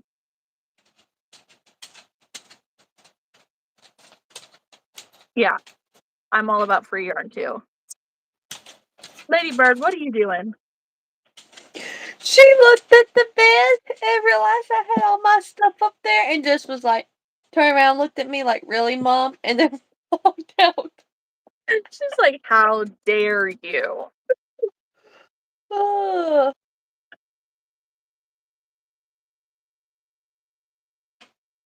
That's amusing.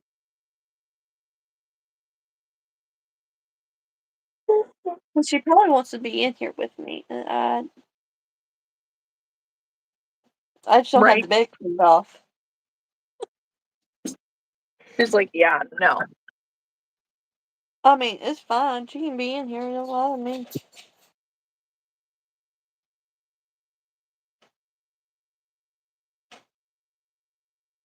Angel, I'm not taking that gamble. First, she said most of their blanket brights are sold out. They got pretty colors I like. I agree, but a lot of their blanket brights are stiff for Nat. And then she says, do $1,000 order, hope they screw it up. I'm not taking that risk.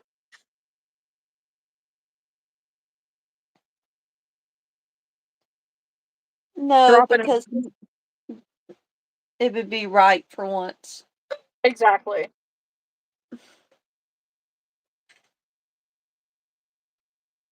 She says that new coral reef blanket yarn is $29.99 on sale. They can keep it. Uh-huh. Probably not even that good of a color. Mm-mm. I mean, it's pretty. Don't get me wrong, based on the picture, but like, it's another variegated yarn. Did we need another variegated though?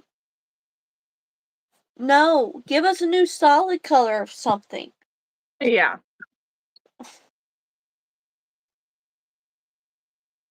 She said that it's a 733 yard skein. Which, I mean, okay, cool, but that's still really expensive. Yeah, because I mean, technically, if it's on sale, what they're having now for the regular ones, that's $9. That big skein of coral reef is only $2 and a little bit more. So realistically, it shouldn't be but $20 on sale. Yeah. But it's just a math person talking. Mm-hmm. Melissa says, okay, I'd have to see what it would be for me. Angel says, I would rather get 2 of the 220 yard skeins for $8.99 each. Yes. Burrito says, I like the purple one from last year. I don't even know what purple one from last year was. Angel says, I do like the pixel ones. Same. Well, no. The pixel is a whole different thing. It's a different type of variegated, and it's not much different than the dot yarns, but the dot yarns are prettier. Burrito, the purple one sold out so fast I didn't stand a chance, and that's saying something because Burrito's ready. Something tells me she's always there with her finger on the yarn sale button. Angel says it's $50 not on sale? That's insane. And then says that it's like polka dots.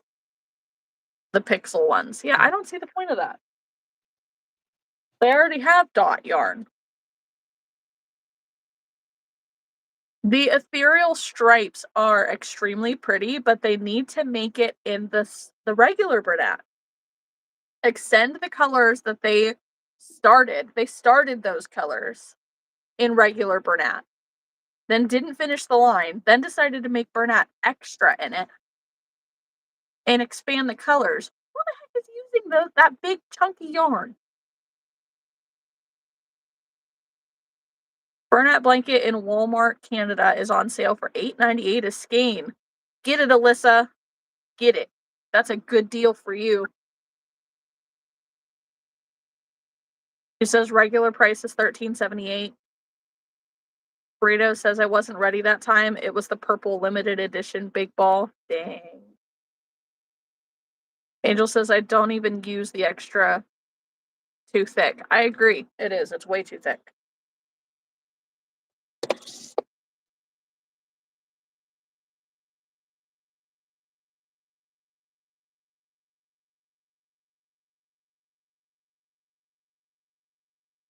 Bama says, do either of you or anyone in the chat have a certain color you like to crochet? Pink. No.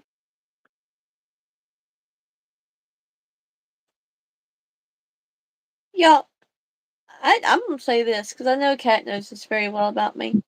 I don't have a favorite yarn. I mean, I have a favorite color, but like not a favorite color to crochet with. I have all kinds of stuff. I use all kinds of hook sizes. I don't have a favorite of anything when I crochet. I don't have a favorite pattern. I don't. And if I tell them that the pattern they're using and everybody's using it is like, it's boring, it kind of hurts their feelings. But if it's the truth. Oh no, you did get offended. What pattern did I talk about when we first joined the group? I don't remember. It was one pattern. I was like, them things look stupid. Was it so many people were like, huh? Was it axolotls? Or was it the booty frog? Oh, I know the booty frog, but that one wasn't as big of a. This was something very early on, and I was like, someone asked me what did I make, because no one ever sees me making the same thing everybody else is making. Mm-hmm. I said, that's because y'all pick boring stuff.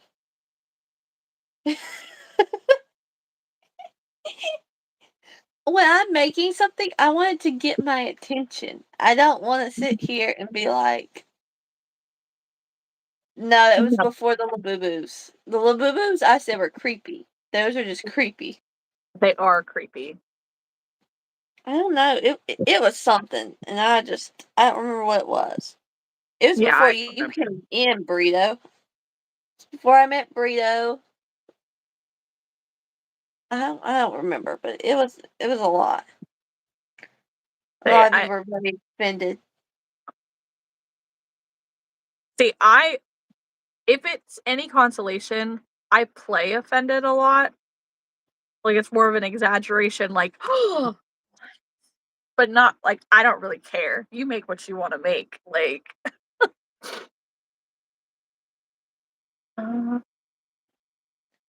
hey, I'm glad we're teaching you something, Bama. Now you just got to pick up a hook. Oh.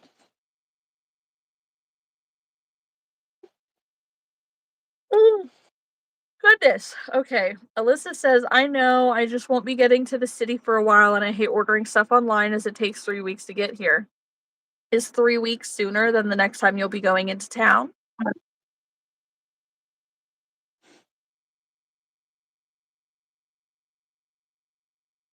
That's the question. Angel says, if I want to use extra, I'll just go to Hobby Lobby. I hardly go there anymore because they're basically Bed Bath & Beyond now. 100%. Realistically, Michael's and Hobby Lobby are no different. Except that Hobby Lobby is closed on Sundays. Yeah. See, Alyssa?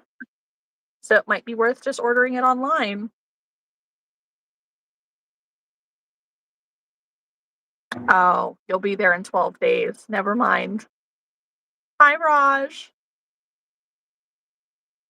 Burrito says if the sale is good enough, 3 weeks is not horrible. Correct. Because that's the other question. Is it still going to be on sale in 12 days when you get there?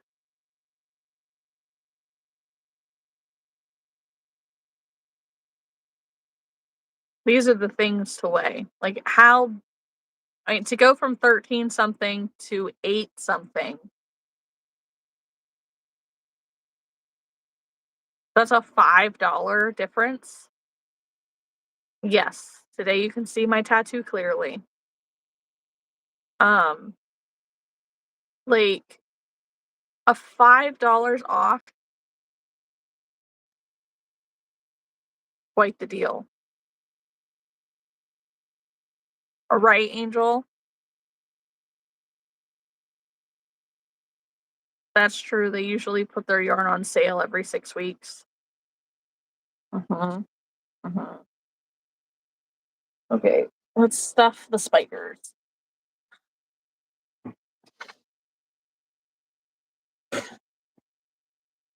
Oh my gosh, this yawning can stop anytime now. I've only been awake for like 2 hours.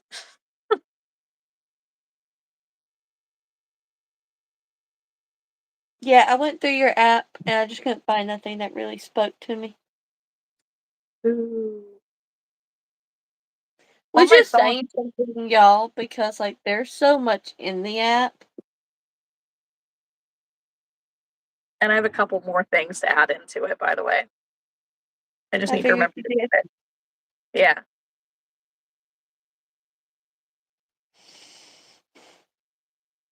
Alyssa says, yeah. Oh, never mind. I keep seeing people posting pictures recently of their Michael's clearance yarn hauls. I don't know anything about Michael's clearance yarn hauls. How are my pets not bothering me at this very moment? Otherwise, good. Bunny was all up in my business earlier. Mama says, still using salon paws on my back. They gave me muscle relaxers. I don't like using them unless I have to because of the addictive personality. Yeah, I can understand that. Listen, if it helps, it helps. The salon paws. Angel has one Michael's, only 40 minutes from her, and they have crap. I was supposed to go to the one in Findlay on Friday to walk around, but the stupid tree came down and made us come home. Boo.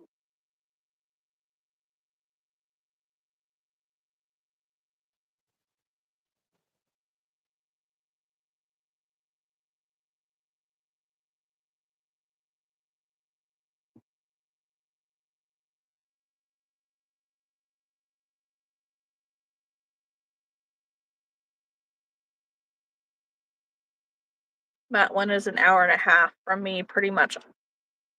The others are. Yeah. I have one about an hour from me, and another one that I think is also an hour from me, maybe a little bit longer.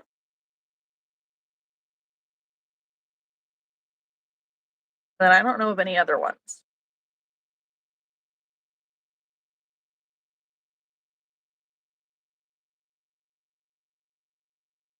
Okay, one stuffed spider.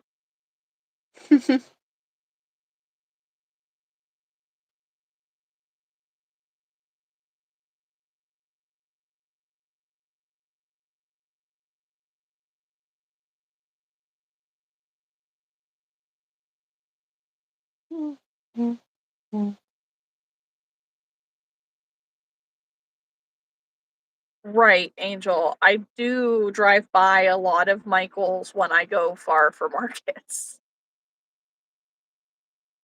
Rito has a Michael's 7 minutes away from her. Jealous.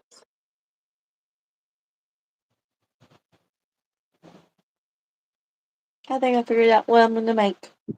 What are you gonna make? The goose and the Canadian goose from the Cozy Stitch. Okay. Those are cute. Yeah. I need something that I haven't done before, and I need something that's gonna hold my attention. Because otherwise, I'm gonna be asleep in this chair. I was gonna say. You seem like you're waning a little bit. No, it's I got hit with a wave of boredom doing these whips. Yeah, So I can understand that. and then the hormones are just they're not being my friend right now. Alyssa says she heard geese today, which is a good sign.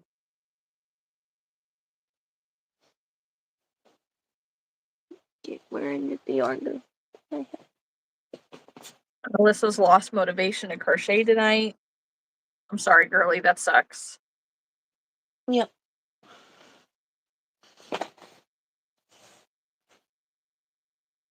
And Angel has a Hobby Lobby 10 minutes from her. Good sign for spring. Right? If you hear the geese coming home, does that mean spring is coming? I'm not sure. Don't get me on. It's like that's my assumption.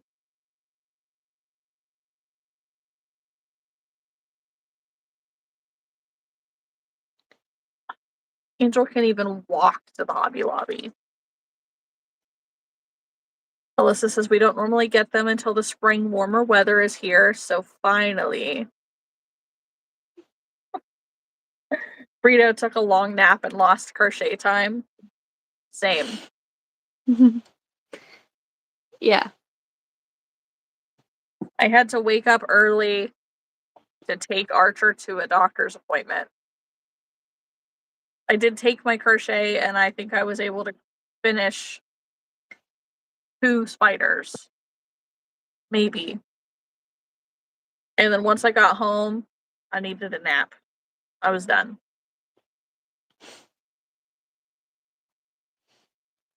Angel said they've been hanging out here in her hometown, leaving the poopy mess. Yeah, they do that. Gotta grab one yarn. Okay. Hey, Nick. How have we been? I've been well-ish. Just trucking along. Went and saw Haley last week. That was fun. Another little spider.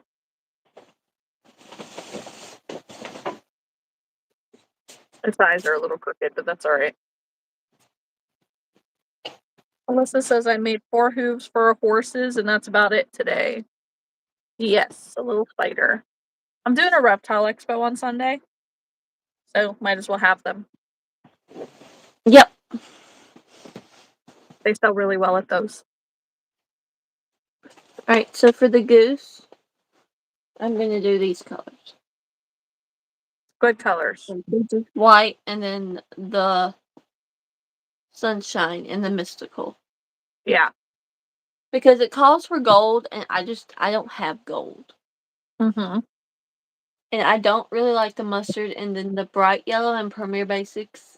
It's just not Not the same. it was not enticing in that moment.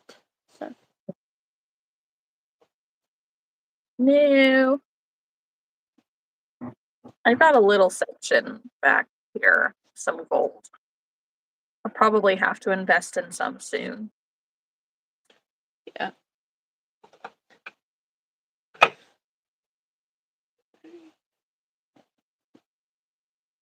Wings are first.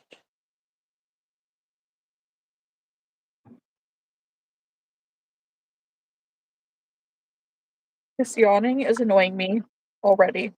I was fine. What happened?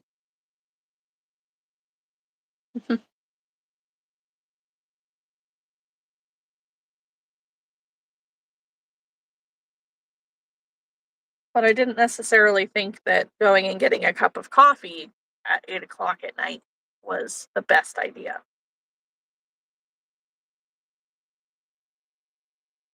Did you take your second dose of the Zoloft? No, because I forgot to take it before I fell asleep. And then by the time that I woke up, it was a bit late. I bet that's why. As long Probably. as you take that at the right time, you're pretty good. Yeah.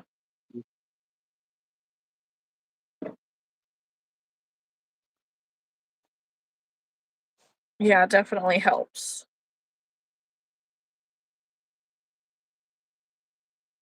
I just missed that window today.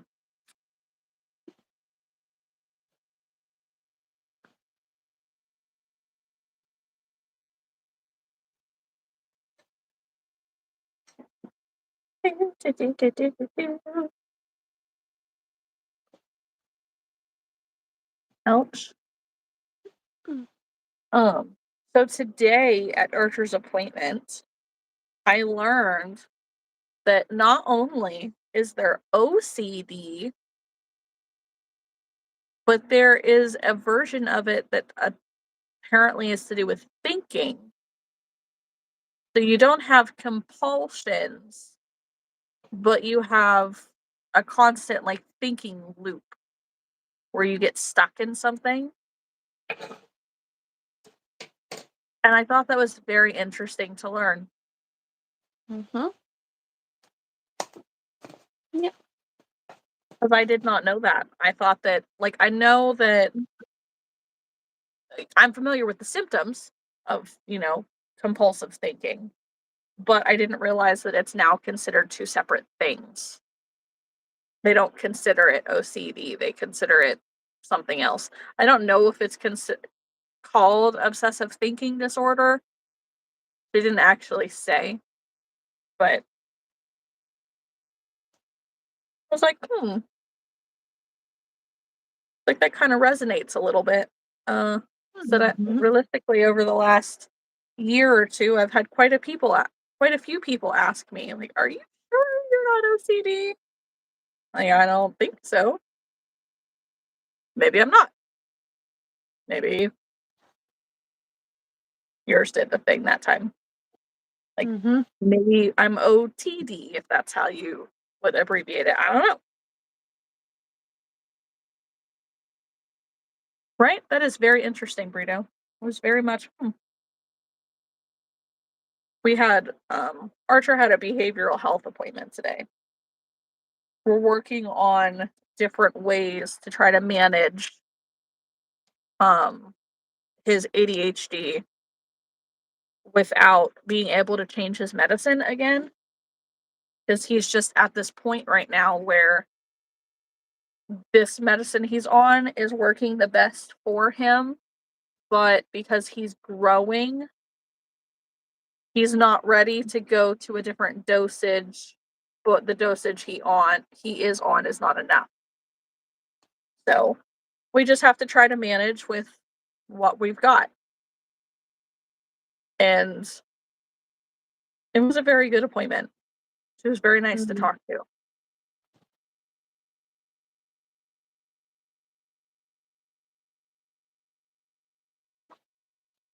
Did you think about bringing up ways to help him when he faces a teacher that he doesn't like? We talked about it a little bit today. Okay. And we didn't really dive too far into it. Like, I had told her essentially what I had explained to him, and she just affirmed what I had said. That, you know, I get if you don't like somebody, but this prepares you for later in life. You can't just be mean and not do what you need to do because you don't like somebody. You're going to have bosses when you're grown up that you don't like. and you still have to do what you are required to do, and you still have to respect them. So, like, that's really as far as we got into it. Today was more discussing a lot of those questions that apparently she had asked when Chris took him in, that Chris did not know the answers to. So it was talking a lot about sensory issues that he has, emotional capacity issues that he has, hyper focuses, all of the little things about Archer.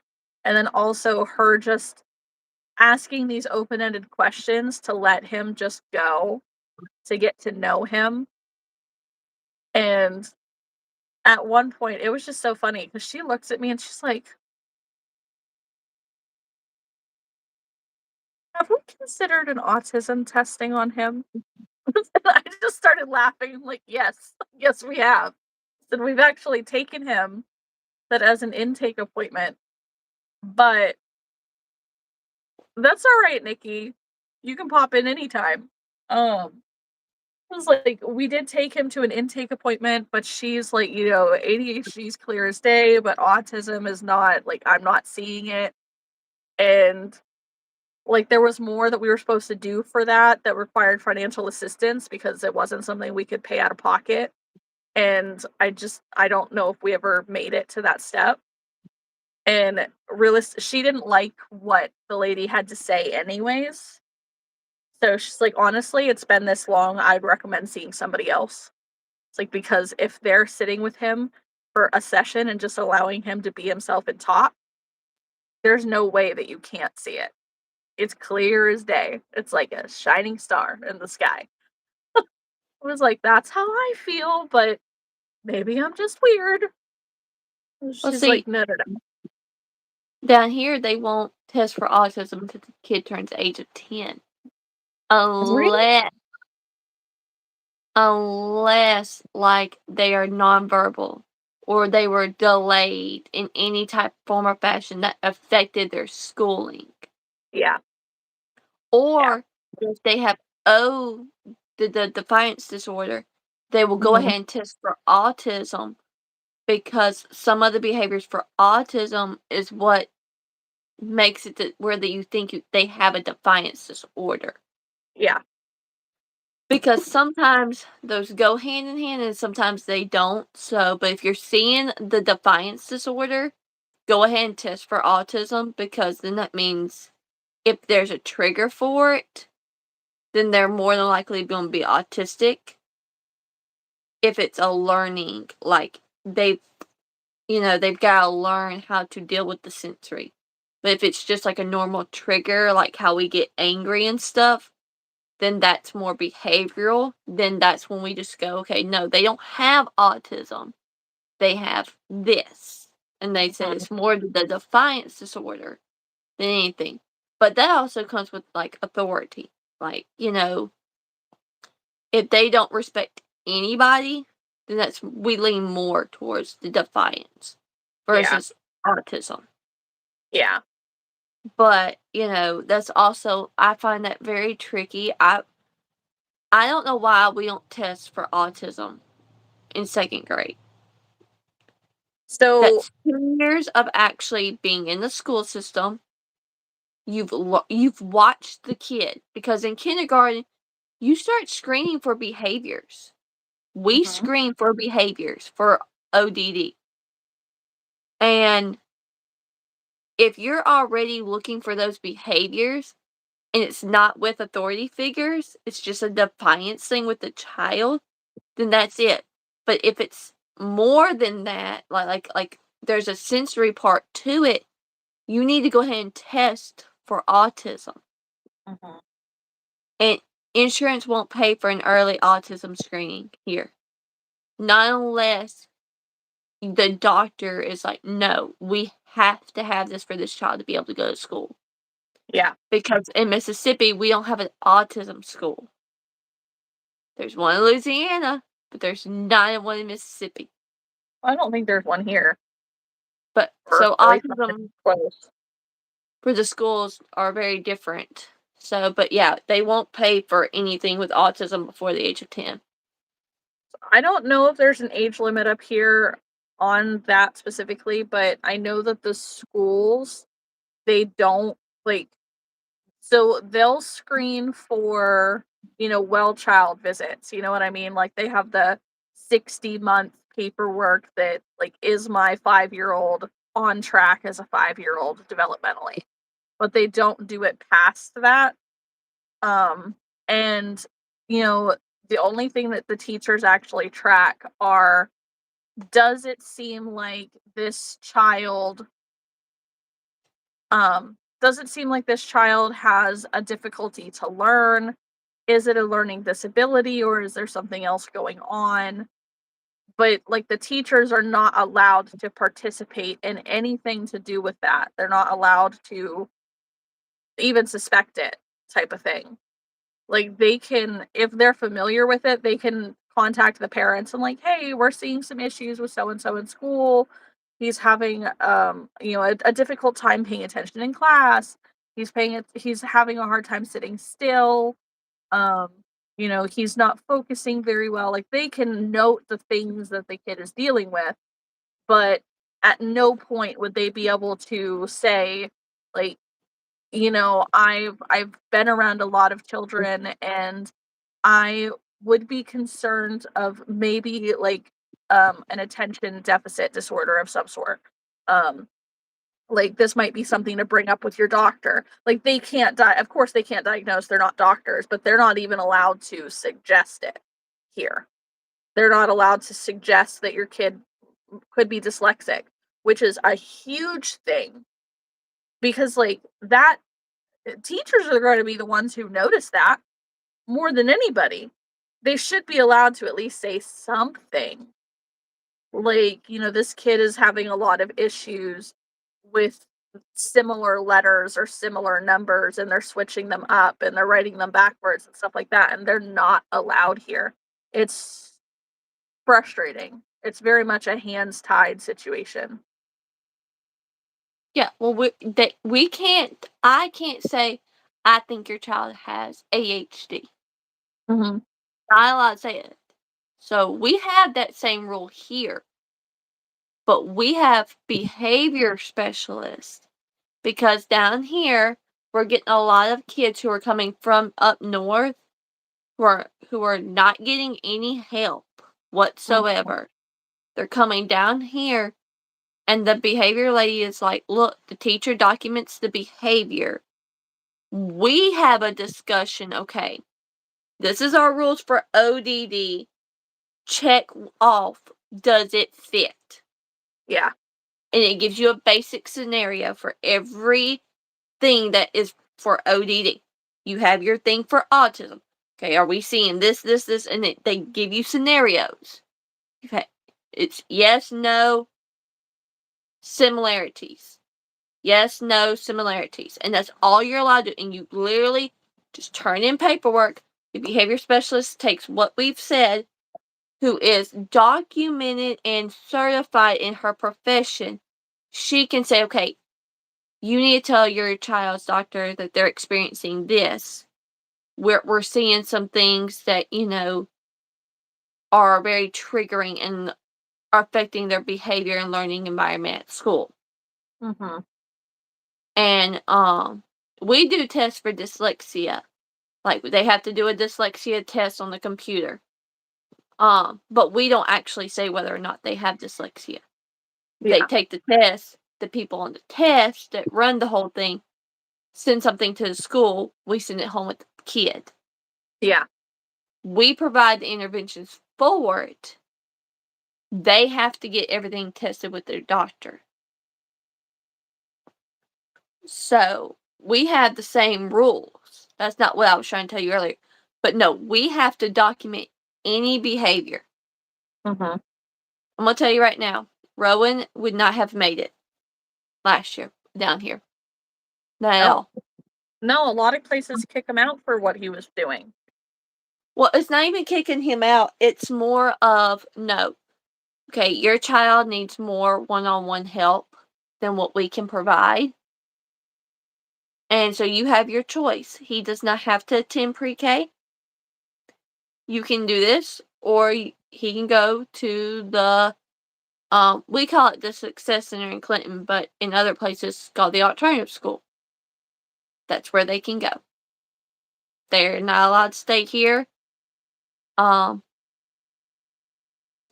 one thing Mississippi is very big on, is protecting the teachers. Because at one point, if you hit a teacher and you cause a health issue, not only is that child held liable, the parent and the school are also held liable. The child gets expelled for, I think they've bumped it up to 2 years if they're over the age of 10. Okay. It's not just 1 year. They spend 1 year completely out of school. Like, they're not even allowed to go to the alternative school if it's bad enough. But if you just, knock the teacher out, but otherwise she was fine, that's fine. But if you push her and she hits the wall and they don't have any type of documentation, then that child just immediately gets booped. So,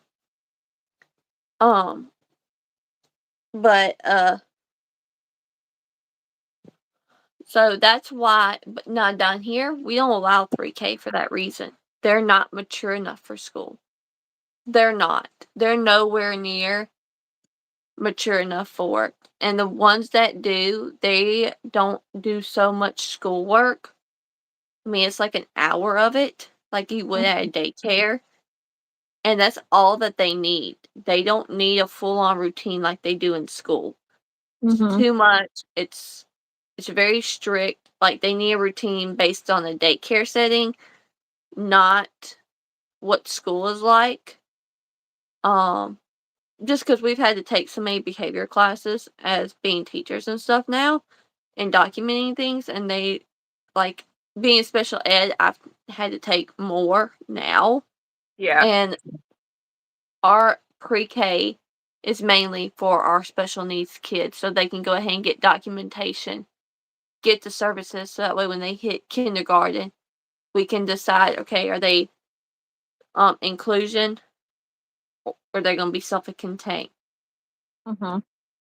And which that's typically our autistic kids, our nonverbal kids, our all of those kids get put in early, so we can go ahead and start documenting behavior.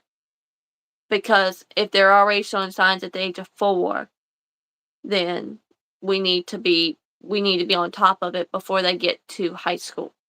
Are they going to be potty trained? Are they not going to be potty trained? Are they going to do they have all these medical issues that prevent certain things? Because then, if it's bad enough, they can't go to a regular school.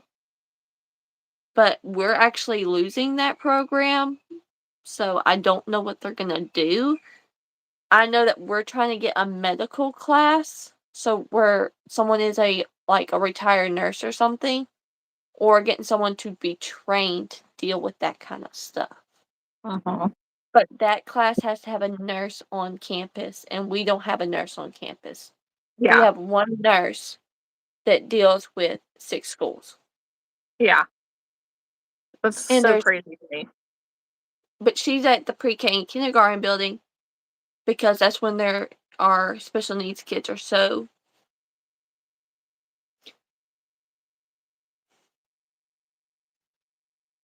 I don't even know how to describe it. They're more liable to hurt the teacher or themselves more than they are us.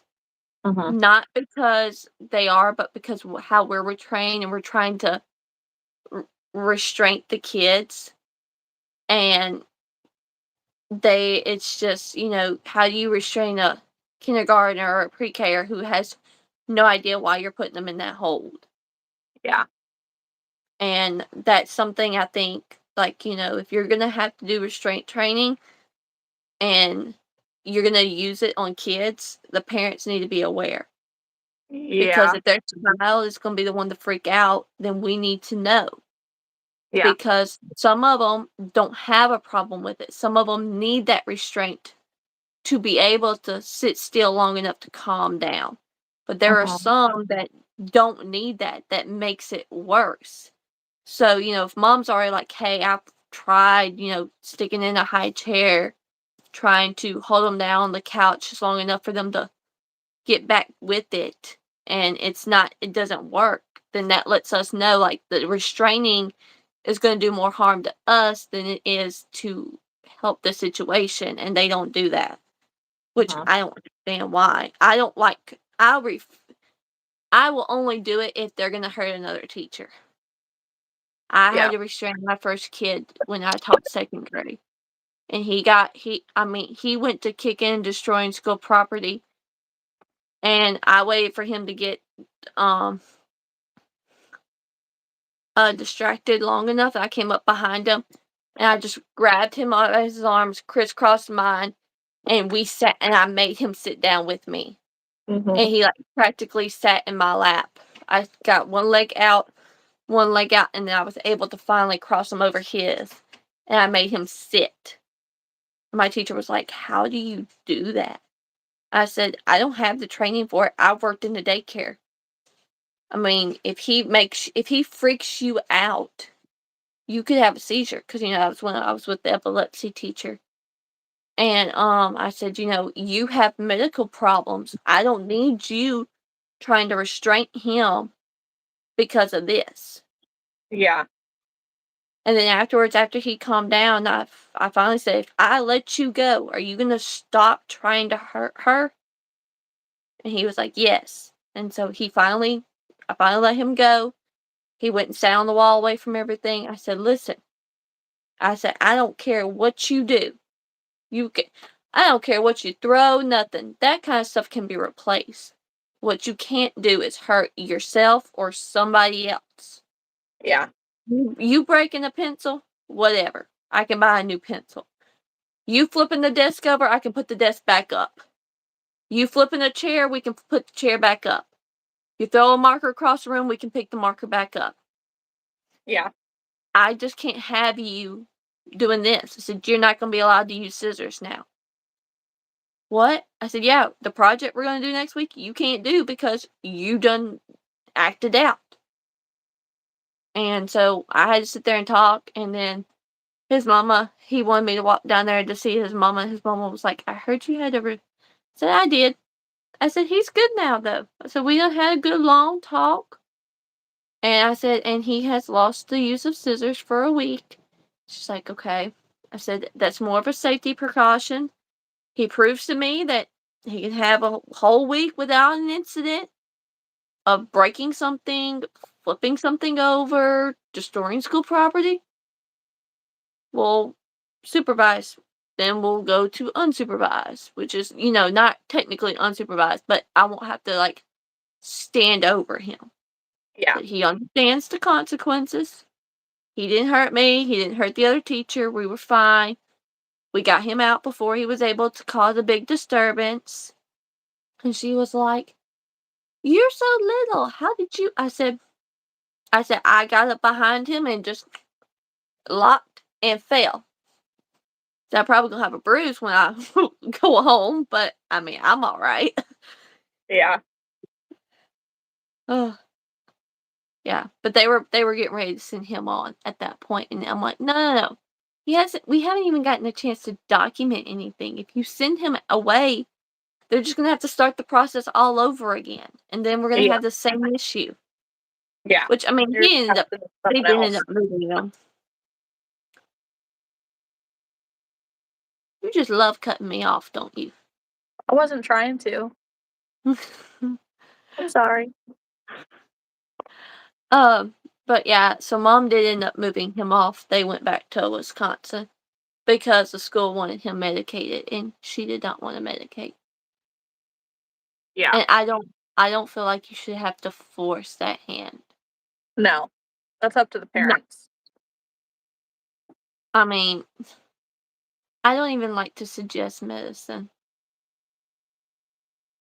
Because I've had one or two parents ask me, for their older kids, and I'm like, personally, once they get to a certain age, they have to make the choice. Do they want to be a mess in the rest of their life? I was that one. I will not. I got off medicine at 7th grade, so that tells you my view on it. And they were like, okay. I was like, I knew the consequences of coming off of it. I knew I still had to do what I had to do. I knew that there were going to be some teachers that I didn't like, that I didn't agree with.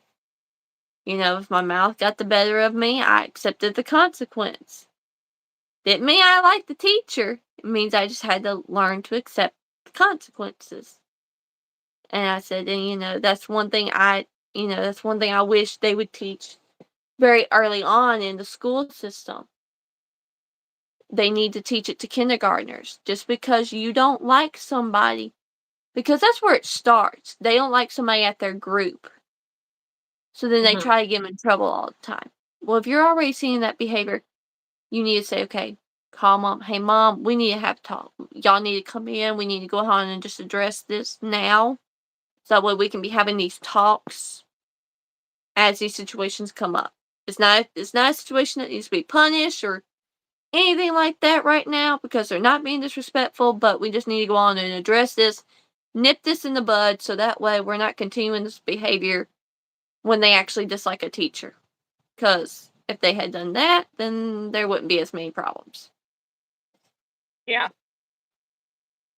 So I wondered, when you told me Archer didn't like a teacher and he, acted the way he did, I wonder if he's acted that way towards a friend, like on a playground or something, and they just hadn't noticed it. Like someone that he doesn't like or doesn't like vibe with. Because, Archer's he's a special kind of kid. Yeah, there's lots of kids that he doesn't vibe with. The problem is, though, is that Archer thinks that he vibes with everybody. Yeah, but Other it's not people don't vibe with him. But that's what I'm saying. Like, if they're seeing that reaction any time of the day, then that's something that they should have addressed before he gets to the point where he can say, okay, well, I just dislike you to a point where, like, I like everybody, but I dislike you. Yeah. I don't think, honestly, I cannot remember anybody that Archer does not like other than this teacher. That's what I'm saying. I can't think of any prior experience where they could have addressed this. Like, other than, him and Rowan. Because, I mean, he will go off and, like, I don't like him. I don't want him near me. I don't want him talking to me. Like, that's literally the only experience that I can think of. Because I don't hear from Archer that there are kids at school that he doesn't like. I hear from Archer that there are kids at school who have said that they don't like him. And then he gets hurt and upset because they don't like him, but he gets sad about it. He doesn't get angry about it. No, that's what I'm saying. That's the opposite reaction that you also have to look for. So his teachers have seen it in the past, and they're like, "Oh, well, he's not. It's to the point that he's sad, so he's not gonna kick, he's not gonna hit, he's just gonna be upset about it."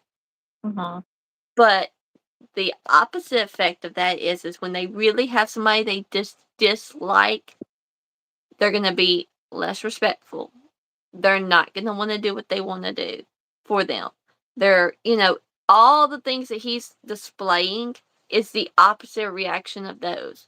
So, like if he had a classroom or was sitting at a table with somebody and someone like really expressed to him that he was not liked, then that's something a teacher should have been documenting and just at least just writing you a note like, hey, we saw this reaction today. Be aware that, he's going to be that kid that he either really loves everybody or he really just dislikes that person, and it's going to be very bad. Because once you document that, then that's when he can get help. If there's no documentation, he cannot get help. And that's what older teachers don't understand. I'm like, there's nothing wrong with letting a parent know that a reaction happened at school, whether it is angry, happy, or sad. Because if it's very extreme, and extreme does not have to mean an outburst. Extreme is where you can physically tell that it affected that child. That parent needs to know. And it's as simple as like, hey, this happened today. Just want to let you know. So, if so and so comes home talking about some other one in his class that don't like him and stuff, we have noticed it. We are addressing it. It is not going unseen. Because then that makes the child feel better. Like, because then when you go home and you will say, hey, I got an email from your teacher. Like, what happened today? And then he goes on and tells you, well, then he knows in his mind, my teachers care. They took their time to let you know that someone upset me today. Yeah. Because your really sensitive kids need that. Like, I need to know that you are watching me 24/7. When in reality, you're not watching them 24/7, but you have noticed something very big happen. There was a very physical response to it. This is what we did. Because not only that, they can go back and track that stuff 5 years in an email, text, or school status, like Power School or whatever. So, but that's what we are taught. We are taught any type of reaction you think could either be positive or negative. In elementary school, you are to document, let the parent know, because we have to be on the front versus be on the back end. Because when we're on the back end, there's nothing we can do about it. But if we're on the front end, we can say, okay, Mom, this is what we can do. These are the interventions our behavior specialist does. She can come and sit with him in the classroom, observe him specifically. And, when a situation does occur, we can buzz her or him directly. Hey, we've seen this, or like the principal can be looking out like, okay, I can see he's having a rough day.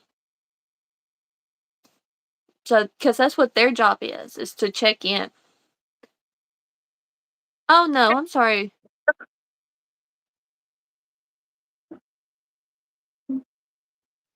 I honestly am So not I don't. convinced. I'm not convinced that our school has a behavioral person. We don't have somebody in the school who's looking out for stuff like that. And if there are, we're not aware of it. I do know that there are like behavioral aids, but they're typically assigned to a specific kid or they're in the special ed classroom.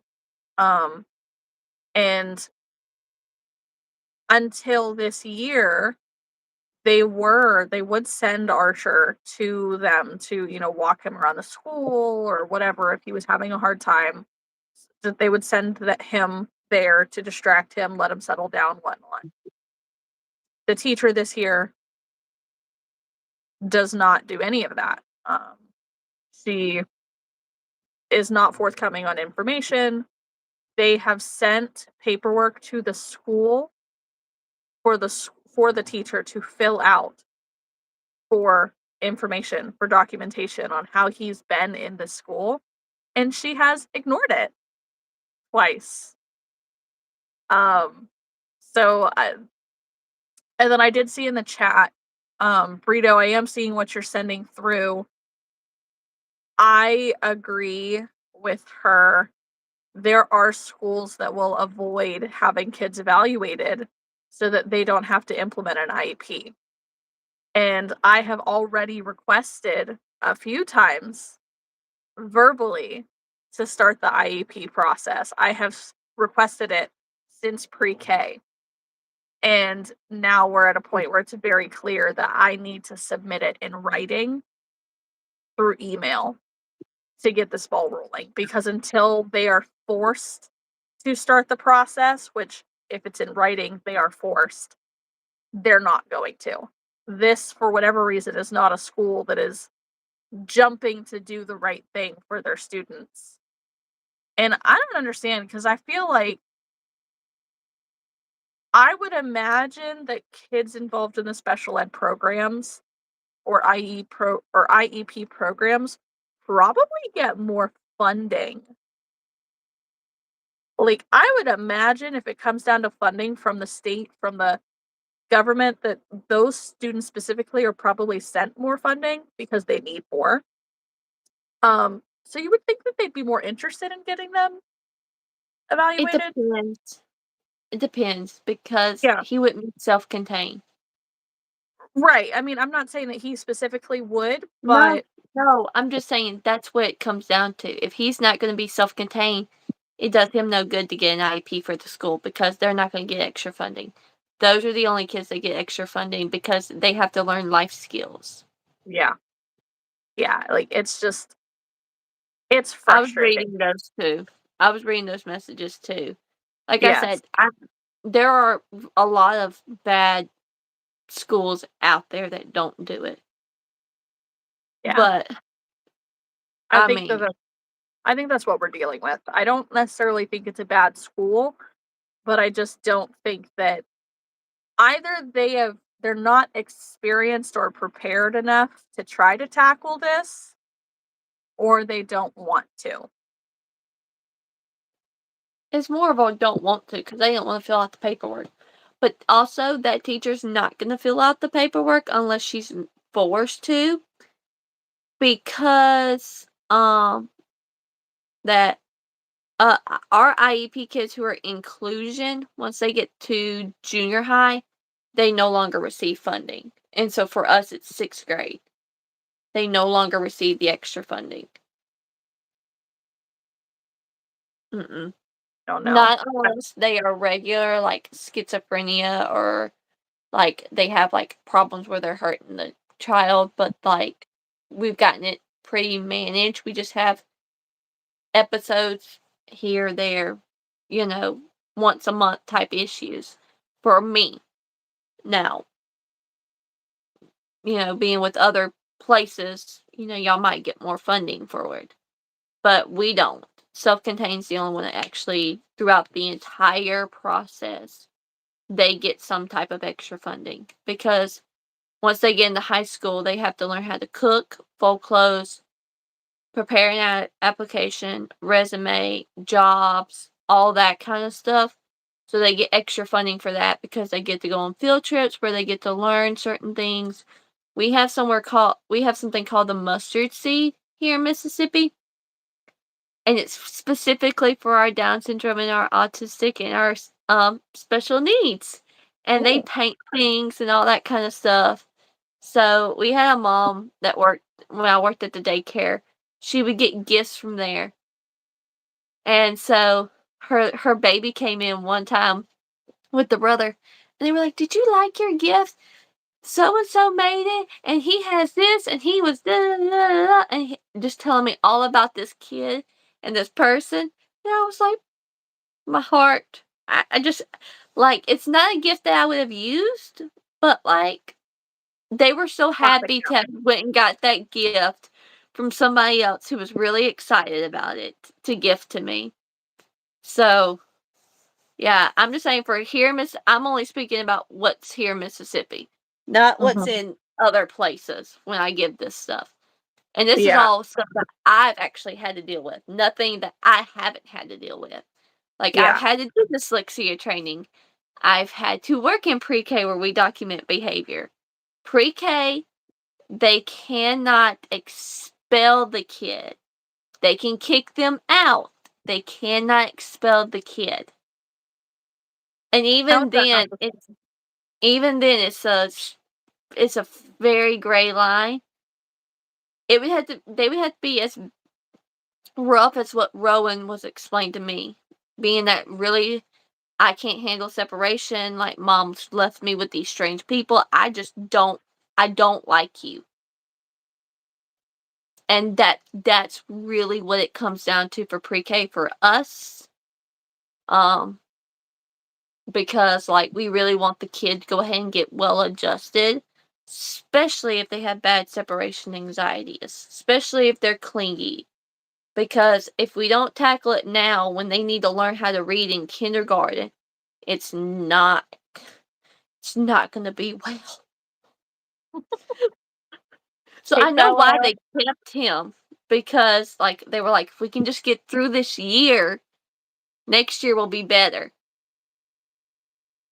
That's I what know. they were. That's what that teacher was saying. We just gotta get through this year. It's just, I'm the bad guy right now because he left me. Mom left me. Mom didn't want me. I've been at home with Mom for 2 years. I don't like you. Yeah. The bad thing too is like Rowan did like them. He loved them. It would just be a bad moment. And when we would talk to them, he like they would tell us that he's freaking hilarious. We love his personality. He is such a straight shooter, and like he's going to give it to you 100%, and you never know what he's going to say, and it's amazing. But then there are times where he gets really mad and he'll just come up and kick you in the shins. Like he's one of those kids. I'm like, oh, I'm so sorry.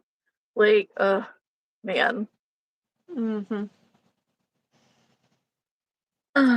Yeah. Um, But yeah, no. So, well, I was talking about the IEP, Bria. That's what I was talking about for my state. We have yeah. different things here, but that. So what you're thinking about, like what you actually do, that's people who we have for the mustard seed. We have that here for those people. Don't go Besides over it, people child. that are stuck at Whitfield for their schizophrenia.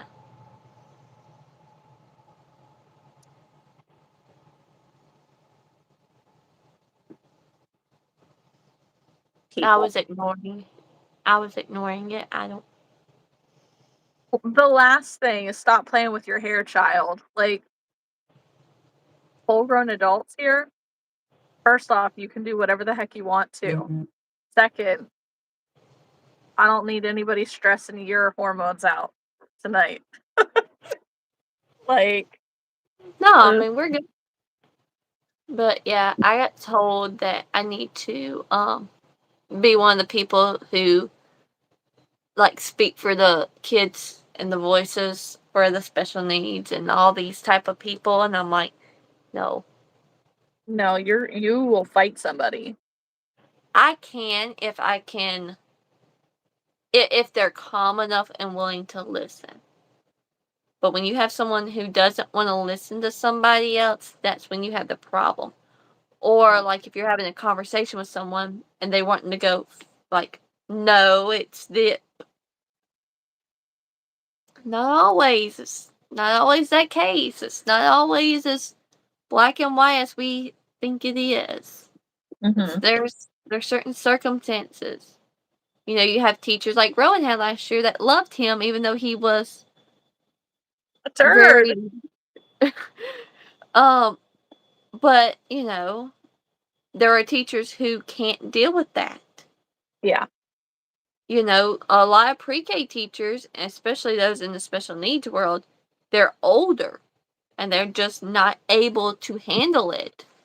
So, they're like, we need someone to like help monitor behavior so we can get some diagnosis going, so we can get some of the stuff fixed. Because what we don't want to happen is them get to high school and like really hurt somebody when there's been a clear path of stuff. And so, I was very much that type of person when I worked in elementary schools. I was like, I dealt with the kids a certain way, you know, um, what was it? One of them, the child that I had to chase one day. He was standing there, and that teacher said, "You just need your butt whooped," and I was like, and he went to. I said, just one of those moments. He was like, I was like, go, walk it off. So I had the walkie-talkie on me. So and so's on his way up to the office. Here comes the assistant principal running out the front. "What?" I said, "He's fine. He needs a minute while I address what was just said to him." Yeah. And she was like, "What happened?" I said, I'll be by to tell you later. Just calm him down for me. He might need a snack. If he needs a snack, I have one in my desk for him." And she's like, "I'll get him a snack. We're gonna go have a candy bar." I was like, "Okay. Good night, Angel." Good night. And so they were gonna go and do that, and I was like, "That's a kid you cannot." I know you didn't directly say it to him. You said it as he walked past. You still cannot say that to him at all. So Someone has a lot of time on their hands to have so far 4 different YouTube channels just to annoy you about your hair. Annoy me about your hair. I was about to say, uh, but yeah, so no. Good night, Angel. You take care too. Yes. But I'm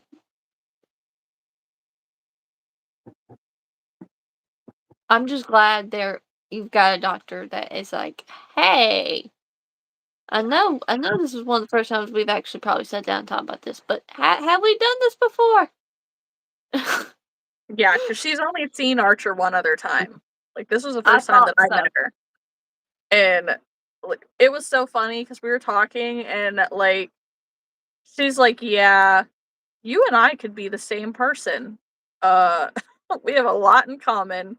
And funny enough, she is ADHD. She has anxiety. She deals with a lot of other things like that. So it's just like,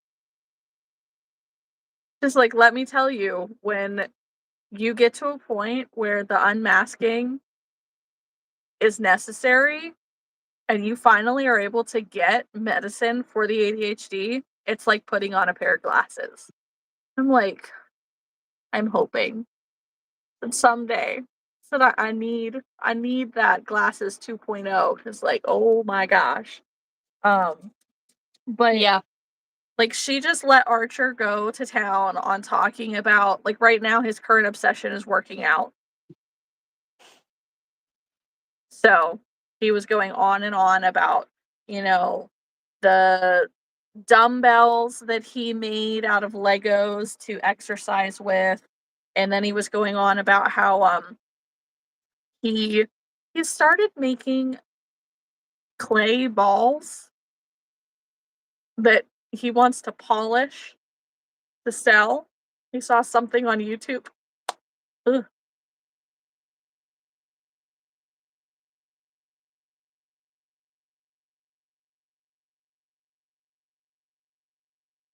people are annoying.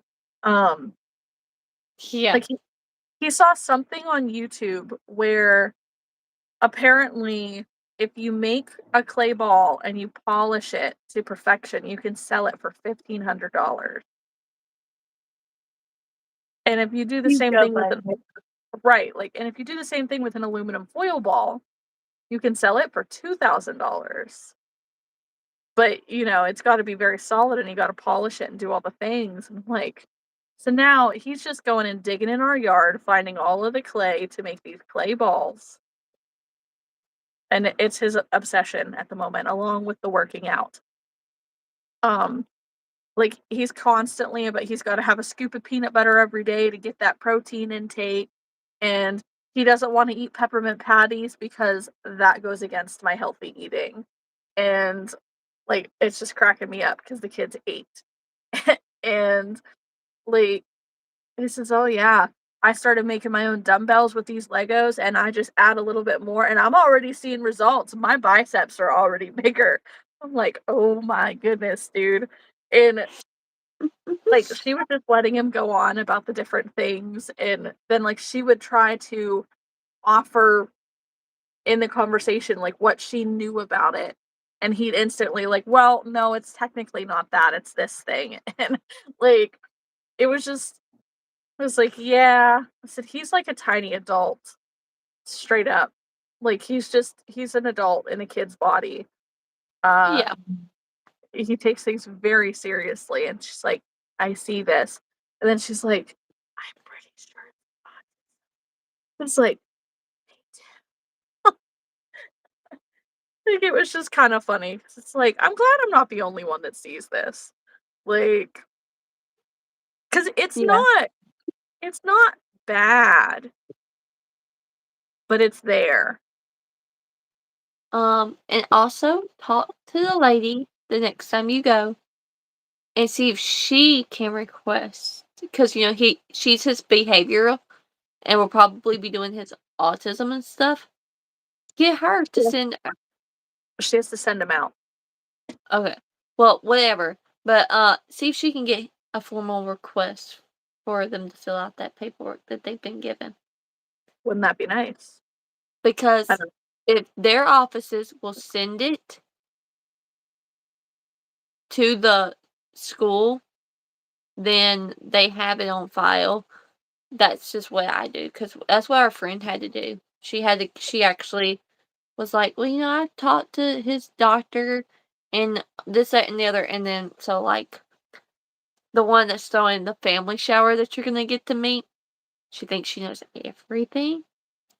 And so, but, I was talking to the other one, and I was like, he's talking in third person. Are you sure there's not something else there besides the defiance disorder? And she was like, well, I was like, he's 5 and is talking third person. That's not necessarily normal. right. And I she don't was wanna like, say your kid is weird, but your kid is weird. well, I didn't want to say he's autistic. I said, that is one of the symptoms of being autistic. I said, some of them do that. It's not an every child thing. Yeah. But he learned his name instead of saying me and I that he's learned now being in school. He's still calling himself that name, and it's just typically, if he wasn't, he would have already picked up that that's not normal. Yeah. And she Yeah. was like, well, I guess so. And so then I was like, what's his doctor say? And she was like, well, she says that he needs an IEP, especially for his behavior, because he needs to have a thing where he gets so many breaks a day and this, that, and the other. And well, she popped off, well, I don't think he would qualify for an IEP. And so she was like, well, the doctor says so. And she's like, well, I guess if the doctor says so. And I'm like, I literally was just saying the same thing. Like, you were, I had the, like, you're stupid right now look Mhm. on my face. And I was like, oh my gosh. I'm like, you work with self-contained. I've dealt with inclusion. There's a big, big difference between the two. Yeah. You don't have to be, for lack of a better phrase at the moment, that far off to need an IEP. You can need an IEP because you're an anxious kid. You can have an IEP because you're ADHD. You can have an IEP for so many different things, realistically. Like, that's that gives Yeah, me a headache. the doctor was like, I don't think he's gonna need it for learning because he likes to learn and he wants to know all the things. She Yeah. says it's strictly gonna be for behavior. And I told her, I said, yeah, I can see that. Because he'll come up and just have a blown on conversation with me, and she's like, he's really just taking a liking to you, after all these years of you and Cody being together. And it's even that way now. Like, but like I told her, I said, when you cut out red dyes and all the dyes and stuff for him, I made all the other kids do it. We didn't buy Mhm. red Gatorade to keep in the house. We didn't, if we were buying hot dogs for the kids to eat, we didn't buy the ones that had the red 40 in them. Mhm. We bought, we made them eat what he had to eat. And Yeah. she was like, oh, I said, he watched that. And I said, and that's just what it comes down to. I said, you don't think a 3-year-old, when you start taking away stuff from them, that they're going to pay attention if someone else notices it too. Because I had a bad habit of keeping Flamin' Hot Cheetos. And I told him, no, those are mine. I said, nobody is allowed to eat those. I said, Sissy's not, Mama's not, nobody is allowed to eat those. I said, I'm not even having any right now. Mhm. I said, if you can't have it, nobody can have it while they're here. And one of the older kids smarted off and was like, well, it don't go the same for alcohol. When we had walked back outside, and I said, I just turned and I said, well, technically alcohol has an age limit, so I don't have to make that rule. And the friend was like, oh my God, I'm sorry. I was like, it's fine. I had a response for it, and we're going to keep on going. Mhm.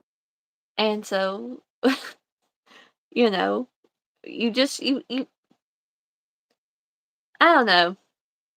I was that kid that got left out of a lot of things for being different and being weird. Yeah. It almost works. So for him, I don't. Like at the friend shower, his favorite fruit is strawberries. I told them, said my favorite fruit is strawberries, so make sure, we have plenty of strawberries. Like Yeah. when they were here for the reveal, he went back for fruit like 3 or 4 times. And I told him, I said, just let him keep eating. I said, I would rather him eat fruit than him eat another handful of chips. Yeah. Let the baby eat. I mean, he didn't Yeah. even want the cupcake. Like, he didn't go and grab another cupcake after he got done eating his food. He went back for healthier stuff. So, I mean, like, Yeah. I really can't complain. That's true. I mean, you tempt a kid with a stack of cupcakes. I mean, how many are them going to turn out a cupcake for some fruit? Not Rowan, that's for sure. Rowan will eat all the cupcakes. Yeah. But that is why I wipe a lot of the icing off, because then it's not nearly as bad. Yeah. Well, and that's why I told people that's why we baked cupcakes and stuff. We didn't go get the pre-bought store brand Mhm. because with the baking of them, we can make them smaller or bigger. We can maximize the size and how much icing we actually put on the cupcakes. Yeah. We didn't actually I mean, my mom made them look very decorative, but she did not do what stores do with the and stack icing like that tall. It was Okay. like half. It was like half that. And she put some decorative sprinkles on there, but she didn't overdo it. She was like, I think I said this is gonna be fine. I said they should not be going and eating this many cupcakes. I said the kids should only eat 1 cupcake. Maybe Yes. 2 depending on the time that they have the other cupcake. Right. That's why I do my showers as early as I can in the afternoon, so that way if they have something sweet, they have hours to burn it off. Yes. Before okay, hey, y'all gotta go to bed. Yeah. Like, Yeah, and see somebody another better rule. take these somebody better take these crazy kids and run them off in the field, because I ain't dealing with it. Well, and also I have a rule. After 8 o'clock, the kids can't have soda at my house. Smart. And they're like, and the older ones don't get it. I'm like, you know, he can't have a soda for one, you know. And I said, on secondly, y'all don't need that much sugar and caffeine this late at night. Pop's bad for you anyways. Well, I just don't say that. I just say y'all just don't need the sugar and the caffeine. When in an hour or two, y'all are gonna be going to bed. Yeah. And the moms were like, yeah. I'm like, no, I just have certain rules in place. Like, no, we're not gonna do that. Like, even ice cream after 9 o'clock, like, cause like we'll be cooking late sometimes, and so then like once they finally slow down, they'll want to get some ice cream or something if they see me eating it. And I said, okay, it's after 9. You have to go ask. But now I asked the little one before, like after he gets done eating, I immediately ask him, like, hey, do you want something sweet to eat? Because you gotta have it now before you leave, because your mama's not calling me at 10 o'clock because you won't go to bed. And he was like, yes. I said, okay. And then we come in, and I get one of my small bowls, and he wants plain ice cream. I think so. Or just M&Ms. Like, he doesn't want both. And that's what he gets. And he just goes outside with it. And she's like, he's so rotten when he comes here. I'm like, I said, it's one of the few things he can have. Yeah. You know, like, we don't keep just a whole bunch of sweets in the house or anything like that. So, you know, like, I give him a little bit more when he's here, like, for sweets and stuff, because, like, he can't have the soda. Like, his sister can have any soda she wants. Yeah. He's limited to Sprite or ginger ale. Yeah. That's not fair. So No. I kinda tend to him a little bit more. Yeah. Because, you know, he can't have everything like everybody else does. You know? Or even with the medicine, he still doesn't need to have the stuff because, y'all took it away for a reason. She was like, yeah. She's like, I'm glad you think about that still because, like, that's not something like we enforce at the house anymore. You know, he has the medicine. I said, yeah, but the medicine is there to help with the behavior. But if you notice taking away the dyes and stuff helps, leave it away. Yeah. Because you eventually want him to be able to make the choice. Does he need the medicine? Does he not need the medicine? Yeah. And so he gets very excited when he comes over here. For good reason. Yeah. And so when it comes time that my boys come over, I typically only let them have clear pop. Not to say that they can't have something else, but we generally don't do like Pepsi or Sprite or Coke. And I probably wouldn't give your boys soda. Unless we went out somewhere to eat, then that's one thing. Yeah, like they're But at the house, it's generally it, and it's a special reward.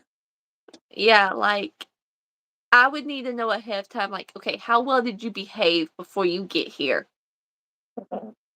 Because if you haven't behaved well enough, you're not getting in the mini fridge. No. But like, I would much rather offer them Gatorades and stuff. I would No, they will probably drink not. those. I probably wouldn't do the red dye for Rowan just because red dye. I don't like to give kids red dye. I They will like say the that. blue Gatorades. Yeah.